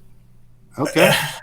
Let me say something real fast. I want to hear the mailman theory. That's awesome. If they had put Sarah Proctor's name on that board, that would have created even more speculation than leaving Dottie off of the board. So I'm glad they didn't put the name Sarah Proctor on the board. Let's hear about Dennis the Menace, the pizza man. Yeah. Now the witness is still out there. Yep. And what does he say at the end of the episode? What does he say in that episode? And he said back in the episode. No, but he also says hey, don't shoot the messenger. Oh yeah. Yep. And to me, that seems like something that a guy who's connected might say. I know I'm stretching here. I think he is the witness. I think he is the guy that is the witness. That's my I had theory. that thought too. That's why he had all these jobs, because he didn't have a house. Right. So he just had to go from job to job. Right. The way any of these people could be witness is simply Jimmy Woo watches television with his phone on. He would have to miss a lot for them. Especially for his witness to end up on the board, the magical board. Dennis was on there, so that's true. Never mind. I'm not here to say you're wrong. I've thought a lot about this witness, and I just decided that I can't overthink the witness. We're probably never ever gonna know. I just don't think we're ever gonna find out. It's one of the 3,892 people we never met. Right. Yeah. Did Jimmy really have to say under an hour like so many times? We get it. We know he just didn't want to tell Hayward he was bluffing. He wanted the FBI to show up fast. Oh, I took it as him breaking the fourth wall, telling us this episode is going to be under an hour. Jermaine is going back to Gamora. She never told her sister that she knew where the stone was. Right? Agree. What do you think he witnessed? I had diverted the conversation. We're back. Sorry. Yeah, we're Uncle moved Pete. Carlos. No, we already established that he wasn't, because boner. Yeah, because he had an old headshot with his name on it in the house. Right. So there's a few misses I want to kind of talk about and stuff, but one I thought was a miss, because we talked about the mailman and I thought Herb had a bigger role. I really did. I was almost convinced there was something, even with the interaction with Agatha, Agnes and stuff, and Herb and stuff like that. I really did think there was a bigger role, and it turns out it just wasn't. He was just one of the, they said, like Bryan said, he was one of her red herrings. One of the 3,000 people and stuff, and it just, some of the things just kind of, when you watch enough movies and you watch how setups kind of work and the different acts and everything else, you tend to kind of they kind of follow a formula a little bit. And some of the formula for WandaVision, if you were to, like I said in the very beginning, we're going to get the 3 acts. We're going to get episode 1, 2, 3 is act 1, 4, 5, 6, act 2, and then the third act is the final 3 episodes. The formula doesn't really kind of change. It's the go-to for Hollywood and how you make movies and everything. And so when you introduce characters in certain ways in their interactions, it just kind of makes sense that there's a little bit more. And there was pieces where we got that, and there was other pieces where it's like, oh, nope, we missed it. And I don't think anybody was far-reaching when they were trying to make. I mean, with Mephisto and everything else, we're trying to find those clues. But there's some character arcs or character builds that were just, for me, were just kind of missed. So, and I don't know. I'll put it out there. What's your favorite Easter egg out of all of it? Oh, the Grim Reaper's helmet in the Song of Vision of episode 2. Like I thought that was awesome. I really thought that was headed somewhere. I thought it was cool. Yeah. I'm gonna be honest. My favorite was Agnes, the name itself from episode 1. I'm like, well, if that's not Agatha Harkness, I quit being a Marvel fan because I knew for a fact, I'm like, dude, you could not put that together better and stuff. So that was my favorite Easter egg of all. You don't waste Catherine Hahn on a nosy neighbor. Yep. No, not at all. I think we're going to see more of her for sure. She's not done. Can't wait. Yeah.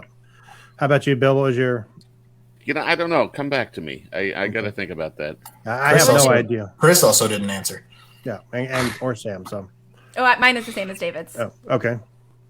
I mean, I'm to the point where I watched Raya Friday night, and I was looking for Easter eggs in there for nothing. So I want to actually stop that part. But my favorite, I definitely agree with Bryan. When I saw it, I don't think a lot of people understood what that symbol was in between the floors, but it also led me down thinking that Nightmare is going to be a big bad villain. Right. But I for them to pull that type of character, and I said it on the last episode, we got the origin of Agatha Hart, we got the origin of Photon, and for me growing up, that was the main comic book. How did these people come? It's the origin issue, and I got that, so I loved it. Yeah. Can I change my answer? Not you disagreed with me, and I feel bad. I want to change my answer. For me, it's the Incredibles on the theater marquee, and then we got the family of the Incredibles in their pose, and then we even got her doing the violet with the bubble to block. I thought the Incredibles stuff was really, really neat too. I really enjoyed that. All right, then I'm changing my answer. Perfect. Vision and Wanda do the cover of #1 in the living room. That was cool. Yeah, that was cool too. Yeah, that one right there for the Incredibles. Just the genius of all of this. Bryan, early in the episode tonight, you mentioned Captain America's shield and that. And certainly, I think it's a little different, only from a standpoint of in the middle of the movie, we didn't have time to stop and think about that. Right. The genius of what they did, giving us 8 weeks for these 9 episodes to kind of go through, and they knew exactly what we would do, is evidenced by Jimmy Woo's whiteboard. They knew that all of these conversations were going to take place. Yep. They know their fans, and it's genius just what they did and how they put it all together. And I think they learned from, look back to Netflix releasing what seems like 9 million years ago, Tiger King. And how for a week, Tiger King was the talk of everyone. And then that went away just as fast as it came. Yep. 2 months, we have been talking ad nauseum about this TV show. I think that is genius. And just, I'm going to go ahead and say that is what I love. They knew exactly what their fans were going to do, and they still threw it all out there. And all of us, I think the consensus here was all of us were very satisfied with how things turned out. Certainly we want to find out more about a lot of the different things. Sure. But keeps us talking about it for longer. Oh, yeah. Right. I think they were able to give us some sort of level of satisfaction while still dangling another carrot. And to me, that is just genius. It's what makes me nervous about Loki, how self-aware Marvel is. I'm really nervous about where Loki goes. Yeah.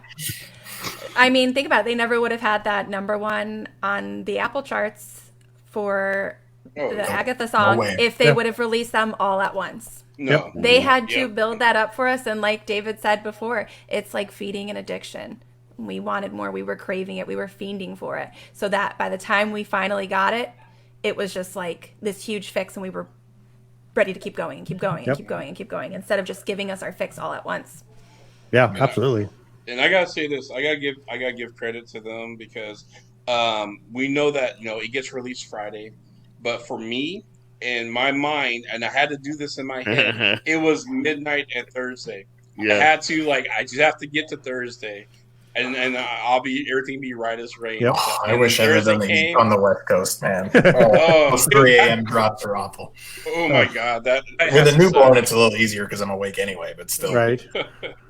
But yeah, Thursday midnight release. That was my get to part of the week and stuff, and I was right as rain. But that was part of feeding that addiction and stuff. They did a great job with it. Of course.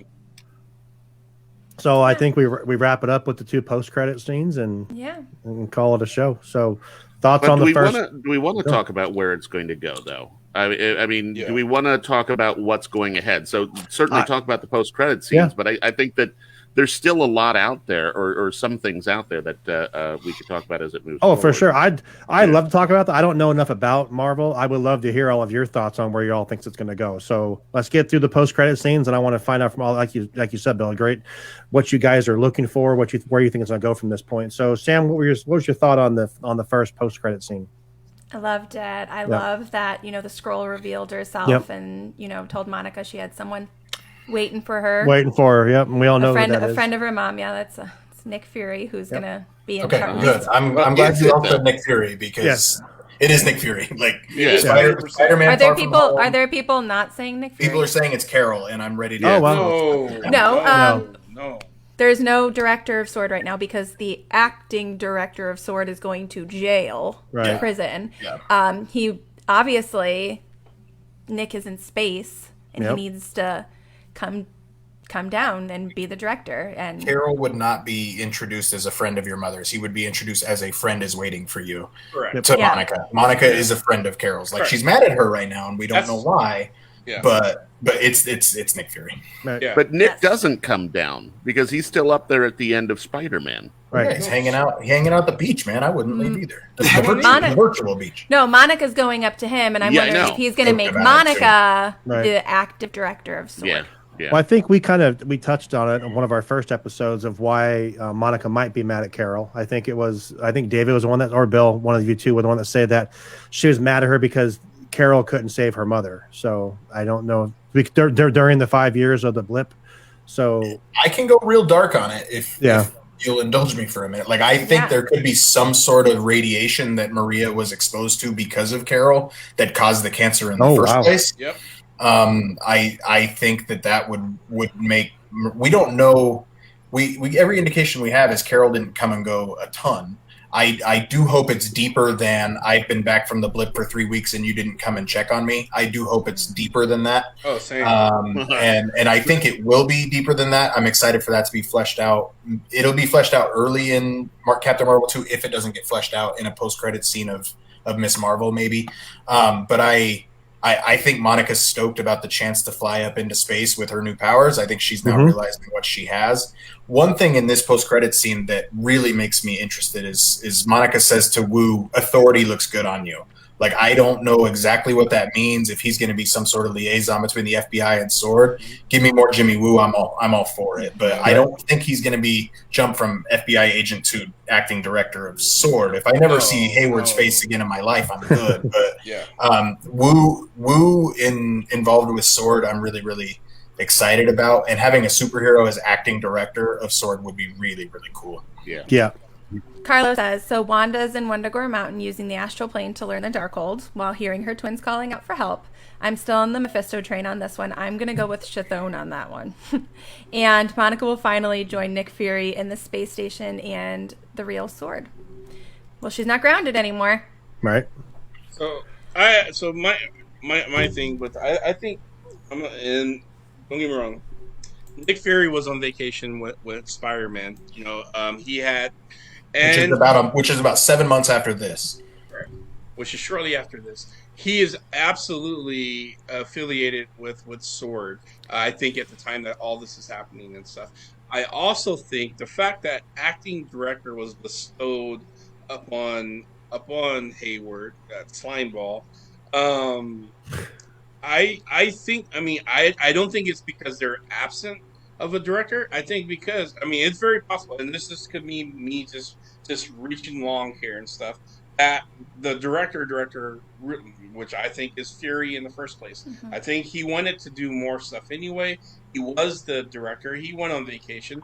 He's up in space doing his little vacation downtime or whatever and stuff because he absolutely is in charge up there. We saw it in Spider-Man. He's telling people, "All right, let's get back to work and everything." He has a scroll to take his place because he's not done being on vacation. Thaddeus, becomes Fury and goes down to Earth and gets Peter Parker and everything else. I think Fury was, and there's no proof of this. There's no nothing. There's some storyline that has to be created to actually support this. But I think Fury was the director all along, and he went on vacation, which led Slimeball Hayward to become the acting director and stuff. Mm-hmm. Feel free to challenge we that. say he's on vacation. I do say that in jest a little bit. I just think that there's far more for him to worry about than just what's happening on Earth.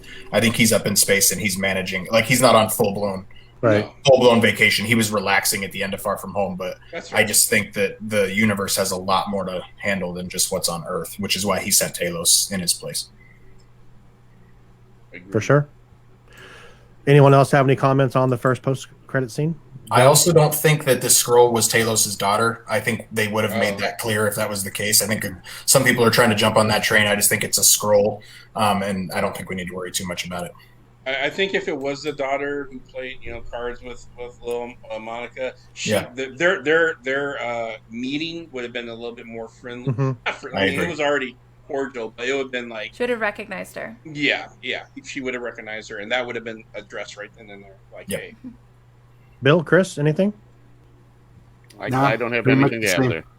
Okay, so then we move to, is it Wandagore Mountain? Is that confirmed? That's where that is. Not confirmed. It's not confirmed. But Okay. Everything is speculation. Assume? Okay. And you see Wanda there drinking her coffee. Then the witch version of Wanda is setting up her book there to become bad, right? And I like that Carlos called it an astral plane because that's what she's doing. She's astral projecting. She's separated herself from her person to practice. So I like that Carlos said that. What gets me about this is, again, going back to show how much more powerful she is than Strange. When Strange did the same thing in Doctor Strange, he had to sleep while all of that was going on. And Wanda is coffee. Going out getting coffee or whatever it is. And then just barehanding the kettle, which I was like, wow, what's going on here? So we saw a lot of Doctor Strange tie in there, but we also saw some differences in that she is more advanced in all of that. Danny says an owl will fly to Wanda with a letter of acceptance to Hogwarts. So I 110% agree with Bill. I think that was shown purposefully because even the Ancient One, when she was killed and projected, her body was no longer available to. Yeah, it was on his way out, no longer available. Strange the same way and stuff. When they astral project, it just really showed the level of her power that she has. I mean, they did not mention the Sorcerer Supreme by accident and stuff. They did not mention that she has a whole chapter on her in this book. I mean, Strange doesn't have a chapter. Only thing we got from Strange was when Banner went to the Ancient One to get the stone, and the Ancient One told well, you're 5 years ahead. He's supposed to be the best of all of us. That's the only kind of cred we got at this point. But there's no book written about Stephen Strange. There is about the Scarlet Witch and stuff, and so all that, and then we got to see proof manifest itself that her power level is huge. She's able to, like you said, sit on the stoop, drink coffee, go back, while her astral project itself is studying the Darkhold and stuff. So, yeah. And the power that Darkhold holds is so much to credit. Like, I don't think it's by chance that she ended up in Wandagore Mountain. No. Because that is very close to where Chthon is being hidden, or like he's not hidden, but he's like trapped. So he is And he's trapped. he's imprisoned. His whole like what he wants to do is get back to his Darkhold. And some people may not know, like in the comics, like he did instill his magic into baby Wanda in some of the comics. Her. Yeah. Yeah. Possessed her. Yep. So I don't think. So I don't think with how. the movies are going to go that way. Go ahead, I'm Chris. sorry. I don't think that the Marvel movies are going to go that deep into that storyline. But that's it's too much, too many, too big of a reach. I think it was just another nod towards the comics. Yeah. So I hear that a lot, and I'm gonna just say I'm gonna push back a little bit on this, and because Marvel's been doing a lot of jawing about how they're really, especially Kevin Feige, about how they're really looking to set up the horror side of what Marvel has to offer. They included that talk with not only Doctor Strange 2, but with Blade. They really are going towards that, and they're telling you, they're warning people, it's going to be a much darker, scarier thing that you've experienced in the Marvel universe and stuff. So I think they are setting it up. Obviously they're not going to introduce that on Disney Plus, but I could absolutely see them do that in the movie. I think that they might, because they're starting to separate that Disney Plus content. They may only make it available on the adult profiles. They could absolutely go horror, and Doctor Strange 2 could possibly not play on Disney Plus. Think about Deadpool.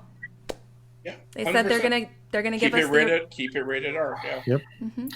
I will pay each of you $1,000 if Multiverse of Madness is rated R.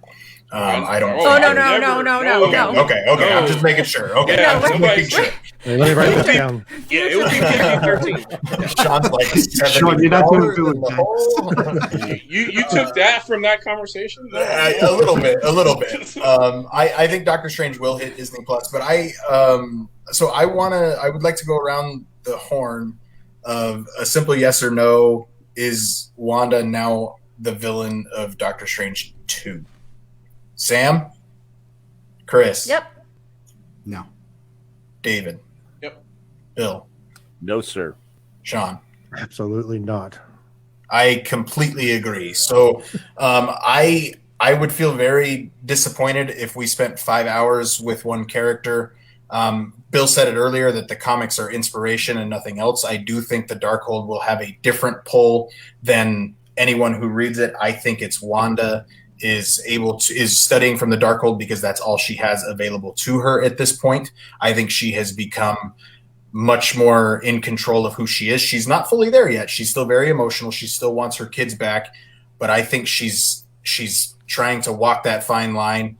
But for her to be the full-blown antagonist of Doctor Strange in the Multiverse of Madness, I'd be very, very disappointed for those 8 seconds to take away from the 5 hours we spent of her coming such a long ways. I think the Darkhold's not, and I see a comment that says, does anybody think that the show confirming is the Darkhold means the hopes of Agents of S.H.I.E.L.D. characters coming back? No, don't hold your breath. This Darkhold is going to be very, very different than doesn't even look like what that was. Nobody at Marvel Studios really cares about Agents of S.H.I.E.L.D. To be as nice as I can about it. So it'd be cool if we got Quake. Coulson's not coming back. Quake's all I really want. But I think the Darkhold, I think Wanda, if she had the full library that Strange had, I think she would be learning in every which way she could. And right now, this is just all that she has available to her. And when it comes to Wondergore Mountain, I think they're really good at red herrings, and that's all I'm taking from that as well. But do you think let me clarify what you said, because you asked if she's going to be the bad guy. I didn't. She's not going to be the main. Yeah. She's not going to be the main antagonist. I'll say that she is going to be an antagonist in this storyline. I think she is, like you said, is studying from the only book she has available to her and stuff, and she will probably be faced with some choices when she may choose the dark side. She may make those choices, and I think Strange will be the only person who probably could bring her back, but she will be an antagonist in this. Just like all Marvel has multiple antagonists, and then they have the main one. So the main one, she is not. I don't think she is. I haven't seen that person yet, but she is definitely a baddie in the next movie. She could have a recovery arc too. That's what I think. I think she may start, and then she will. She'll get flipped, and then she'll help him battle whoever the main person is. Very Luke Skywalker, Return of the Jedi, where she gives in for a minute or two, and then flips back. I would be very, very surprised if we ever see her as an antagonist personally. Speaking of antagonists, the only thing I want back from Agents of S.H.I.E.L.D. is Ward pre-Hive. If you guys can talk about Wanda, I can talk about Ward. I love how you mentioned the Star Wars reference, because she was acting mighty Anakin in WandaVision here. So, she choking people. She force choking people and everything else and stuff. I'm just too saying. bad there wasn't a temple to go into. Oh, come on. She even killed some kids. She even for killed the kids. children. Mighty Anakin is all I'm going to say. Damn you all. White Vision escaped like Grogu. He's like, gotta get the hell out of here. Yeah, but I see, Bryan. I agree with you on that. I think that they have pointed her in a direction. She has done the right thing. I'm not saying she did the right thing throughout. She didn't. Does she deserve to be punished for what she has done? Without a doubt. Mm-hmm. Do those people deserve to hate her? Yes. But I don't think they make her take down the Hex, say goodbye to her children, say goodbye to Vision, just to turn her into a bad guy 10 minutes later in 3 seconds of seeing her astral projecting. I thought it was cool the way the kettle goes off, almost kind of saying, hey, time's up with whatever you're doing. I kind of took that as, and maybe I'm thinking too far into it, but that was kind of a wake up, an alarm, if you will, for Wanda. Yeah. Mm-hmm. It was like, it's time to stop projecting. You need to give yourself a break. Yeah. Or you've got to go see what's going on with your kids. Now, Sam, it sounds like you had a theory as far as the kids screaming. I do think it's the Darkhold playing with her, trying to get her to delve further into it. That's mean. I don't hate it, but that's mean. Right, that's true. That's a good point. So evil book. It's an evil, yeah. It's a book. She looked pretty evil reading it too. So I mean, and just soaking that all in. So Bill said before we finish everything, I'll start with you, Chris. What's the question, Bill? How would you word it? What are you expecting? Where are things going from here? What things do you think that we learned in WandaVision that are going to come back and make a bigger impact throughout Phase 4 of the MCU? Let's go with you first, Chris. Phase 4 is definitely a predominant around Photon as being the newest character. Some know that she becomes Captain Marvel. Does that happen down the road? Who knows? If they go that storyline. But I think that we get to see, I'll always refer to him as West Coast Avenger Vision. and I'll stick with that. And we need to see what the next group of shows. And Bryan, you're the best to answer this one. You're going to do reviews on your show of I just lost the name of it. United We Fan. No, Falcon and Winter Soldier. Falcon and Winter Soldier. That took place technically prior to WandaVision, but due to COVID, it's being released after. Correct? They were filming together. It's going to be hard for the storyline to actually take place within the time frame of WandaVision, just because WandaVision was only 3 weeks after the blip. So it'll be pretty concurrent, I would expect. Okay. That's my expectation. I think though that show is gonna stir this all up again. Yep. So, how about you, Bill? What do you think? I go back to, I think we're going to find out someone else was involved with all of this. It wasn't just Agatha all along. There was someone else who had some sort of insight into all of that. I agree. We're going to see a whole lot more of Photon. I'm curious to see how all of the scroll stuff plays out. If the MCU keeps the scrolls as kind of misunderstood good guys, or if they're going to go bad, and all of that. You know, I don't know. There's a whole lot that I'm looking forward to seeing. Okay. How about you, Sam? I disagree that we're going to find out anything further about who was involved in WandaVision and Westview. I think they're going to leave it at Agatha, and they're going to leave it at Wanda creating the hex. I do think that we will probably see Photon play into Captain Marvel 2. And I do think we're going to see Young Avengers coming soon. Okay. How about you, David? I think we're going to obviously we're gonna see more Photon, and then we say Photon because, you know, honestly the only thing that gives us that is it's the mom's call name that's on the wall at the sword base. But she goes by Spectrum too, and you know there's a lot of talk about Spectrum. It's really going to be up to Monica, but I think we're going to see more of her. Absolutely, Captain Marvel 2. I am curious to how they're going to do the scrolls, because, you know, I was kind of surprised that they didn't, you know, they're obviously they don't always stick to the comic book script and stuff, and which I love because it's something new. But we haven't seen the baddie yet, and I was kind of hoping Hayward would have been that bad scroll. Right. Kind of give us that balance of like, hey, they're just like humans. There's good and bad ones and stuff. But so far, we haven't came across that. But maybe we will. You know, I mean, we still have like Secret Wars coming up and a few other shows that I'm looking forward to seeing. Really looking forward to seeing Zemo and Falcon and Winter Soldier, and how that. Oh, I can't wait for that series to start up and stuff. I think those who are waiting for action, you are about to buckle up, because I guarantee you, the way even in the comic books, you cannot not just create a comic book with these two characters not have action sequences after action sequences and stuff. It kind of just displays who they are. Sword is the big main, you know, that's the agency that we're going to be, you know, so you can kind of, you know, drop all your shield paraphernalia and stuff. Swords are new go to, and I'm just looking forward to seeing what we got coming down the pike. You know, we got Loki. I think there might be.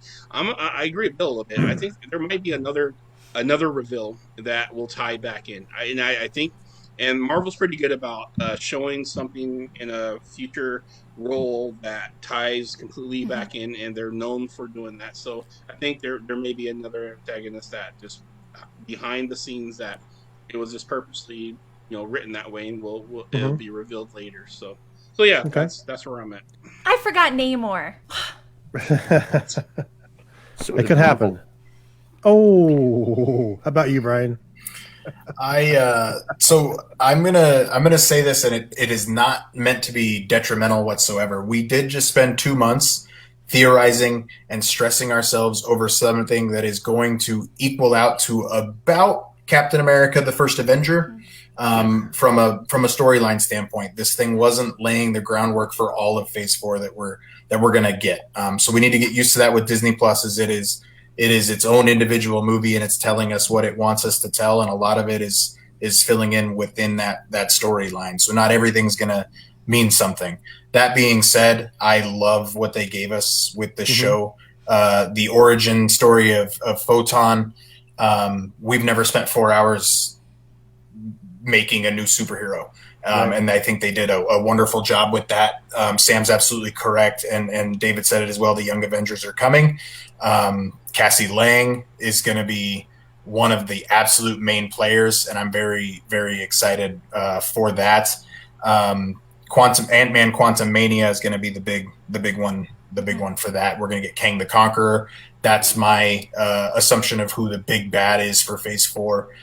There's so many good things coming, but I'm glad we got on the backside of WandaVision with our minds still intact. And everybody go in. I think we're going to get Thunderbolts introduced in Falcon and Winter Soldier. I think we're going to be able to, and the TVA and Loki, we're going to get bits and pieces of everything that's going to make the story as a whole. But think about Iron Man 1, Iron Man 2. There's bits and pieces you got to build what the MCU is, but not everything means something for the grander scale. Right. Yep. Okay. I don't really know what to expect because I don't know enough about this. I just want to see Wanda happy, if that makes sense. Hopefully, at the end of this, maybe she'll be happy. I don't know. But I have one more question for all of you, then we'll wrap it up, all right? I disagree with Carlos from there. He said that Wanda is going to hate Sword. If they put Monica in charge of Sword, that's going to solve that issue. I think Sword's going to work hand in hand with the Avengers. Yep, agreed.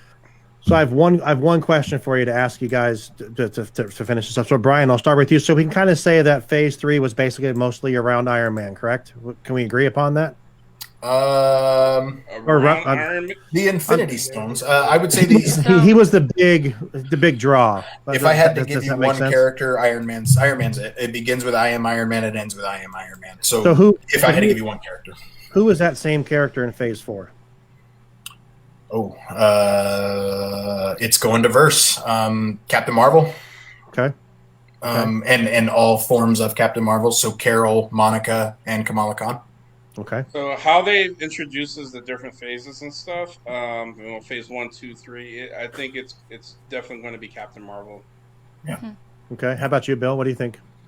I wouldn't argue with Captain Marvel. I would wonder if perhaps Natalie Portman's Jane might sneak in there somewhere as well. I don't know if she's gonna make it out alive, man. She's gonna have cancer. It's gonna be really, really heartbreaking. I'm sorry. I probably shouldn't have brought that in. That'd be really cool, but I don't know. That'd be cool. What do you think? So you're saying? Did we lose Bill? I'm just gonna be sad now. Oh, jeez. I'm Chris, sorry. What do you think, buddy? Chris, what do you think? Well, this is also. Listen, I have no clue how they're going to exactly do it, but this part is for Sam. Thank you for everything since we started, and I've been on this show. And this is the character that really matters. Okay, for me, there we go. It's going to be Spider-Man. Yep. That's what's coming next, and that's the show that I'm going to focus on. Yes, I can't even look at you. Wow, that's amazing. It's all about Spider-Man for me, and I think we're going to start to see a lot of stuff that's going to happen. That movie is, again, now I don't care about if there's going to be 2 or 3 other Spider-Man. We just went through the whole Fox Quicksilver in this show, where we just focused on that. Who is that person? I don't care. Bring in all the Spider-Man. Bring them all in. It's Spider-Man, and we need that to move on. Danny, I love you, Chris, but I gotta say this, okay? The only way it could be Spider-Man is Sony decided to finally muscle up and not sell Spider-Man. Sony would have to sell themselves to Disney. That's the only way Spider-Man's going to be the main focus in Phase 4. Oh, I don't think he's going to be the main. It's just that it's just all about him. Okay. He's just doing this to be an antagonist towards me. Well, Danny, you don't like Spider-Man? He's not my favorite. He's probably my least favorite. Danny brings up a good point where he says close second, Doctor Strange, who is going to be the mentor of Wanda. Peter Parker in the next one, taking over that part of the Iron Man role. And Wanda. So it wouldn't be surprising to see it be Doctor Strange a little bit. I think Marvel is very aware of the women's movement that is happening. So I think that they would be wise to keep it with Captain Marvel. But I can see Doctor Strange being very, very involved in all of that as well. Sam, what do you think? I think it's going to be Captain Marvel, but I also really, really, really want to see Namor. Everything roll into. Yeah, I really do want Namor. Come on, Namor, Black Panther 2. Let's do this. Come on. You don't think that would be great? Yes, Black Panther. But I hate to say it, if rest of soul Chadwick hasn't gone, I think a Black Panther character would have a much bigger role and an important part in the Phase 4. And I'm not saying But I anything against the think that character, I but know. I think it's just the way the actors roll out. It's the same way with Robert Downey and Iron Man character, as well as Chris Evans and stuff. I'm calling it though. But yeah, no, Namor. We'll get Namor, of course. Namor is gonna revive Killmonger and put him back in power with the mantle. With Mantle. Even so, Black Panther. I don't want that. That's what I think's gonna happen. Yeah. I hate Killmonger. Oh. Wow. Ouch. He's Okay. feisty. Like, he's too feisty. He didn't have the. Well, no, technically he was scorned, so we can kind of argue that he's like Wanda. So I think Someone he's bad. put So in that the makes Wanda comments- bad. The closest you get to Namor is Luca. That's coming out. I saw that earlier. Ouch. Was Yeah, I that saw that. Danny? I think it was. Danny. So That was great. with that being said, we are over 2 hours now. All on right, this, all right. And I want to thank We're all of done. you. I want to thank all of you guys for doing this. Everyone that stayed on with us and gave us the comments. Bill, where can we find Airbnb podcast? Thursday nights on Facebook Live, and then everywhere else podcasts can be found. Apple Podcasts, Spotify, Okay. all of the Amazon, Google. all of those places. Yeah. All right, David, where can we find the Marvel Tribe? Oh man, you can find us everywhere. Actually, Apple Podcasts, all the podcasts. We're kind of we're going. Stay tuned. We're not done. We have a Falcon and Winter Soldier coming up in 2 weeks, and Loki. so, We got. yes, we have Loki coming. We got up Black after that. Black Widow coming up. There's so much coming up this year. It's crazy. So we got a lot. We got a lot to talk about, and we get to have our own little ensemble, and hopefully, I get to see a lot of these. Everyone come back, or it grows, and we can really have a 4-hour live and stuff. And so, but I do appreciate. David's going for a marathon. Dude, I can't tell you right now. It feels like, and granted, arguments aside, or how it's just the way I work. So hopefully, no one takes anything personally and stuff. But this is like Christmas for me. I love it. We can all read comic books and still come away with a different perspective. And I love that this show gets to kind of channel that. And I love our audience and people who ask amazing questions. And I don't even care the question. I mean, it's just I just love it. So I'm thankful. So thank you, Chris, guys. how about you, buddy? Chris, thank you so much for being part of this. Where can we find you, my friend? Thank you for you guys for having me. I mean, I told you guys many times to get my instead of talking to the podcast to actually talk on the podcast is amazing. But for me, it's Disney Done Differently every Wednesday on YouTube. You could find the same name on Facebook, and time to time, I am the food correspondent for the Airbnb podcast. So absolutely, thank you very much, and guys, tremendous. Thank you so much, Brian. It was a pleasure meeting you as well. Thank you, Chris. Sam, how about you? Pretty much everywhere at Walt's apartment and at DisIsology. So is there a show you're not on? Oh. I don't Wait. Well, I'm not on Force Fridays. Not on Force Fridays. Yeah, but you're not on the news. But have right? Amber. Yeah. Have Amber. Oh no, I'm not on Disney Beat. But have Amber call me and be like, I'm gonna text her. And I'll be like, listen, I need to get in on Force Fridays. Right. I don't have enough to do besides that and DisIsology. I need more. Brian, where can we find? Thank you so much for doing this. I know that you do a show with this Dis Life on Mondays. I appreciate taking the time to do this. If you guys want, check out Marvel Monday on this Dis Life group, on their Facebook group. Try to help them get to 1,000 subscribers. They are almost there. They're crushing it. But you also have your own podcast, United We Fan podcast as well. Where can we find that? When does it come out? So United We Fan is every other Wednesday. Between being a father of 4 and my work schedule, I can only record about every other week. So, but yeah, every other Wednesday. So this week we're coming out Mandalorian season 2. We give everything a couple weeks. We don't go too spoiler heavy, but we do go Marvel Mondays on This Is Life YouTube, talking everything Marvel. I'm excited for the in-between weeks, honestly, where we can talk about our favorite movies, our favorite characters. Yep. And Chris, my youngest daughter, I have a daughter named Rey, Star Wars, and then I have a daughter named Parker, after Peter Parker. So I'm with you in the Spider-Man train. So, but again, thanks for having me, guys. I really, really appreciate it. I hope I didn't step on anybody's toes. I like to talk, so I appreciate it. It was great. Perfect. Well, from all of us here at Walt's Apartment Podcast, Disology Podcast, Disney Done Differently, Airbnb, United We Fan, this Dis Life Podcast, we want to thank you so much for joining us for this 2-hour marathon of talking about WandaVision, and we will see you all next week on the Marvel Tribe. Have a great night, guys.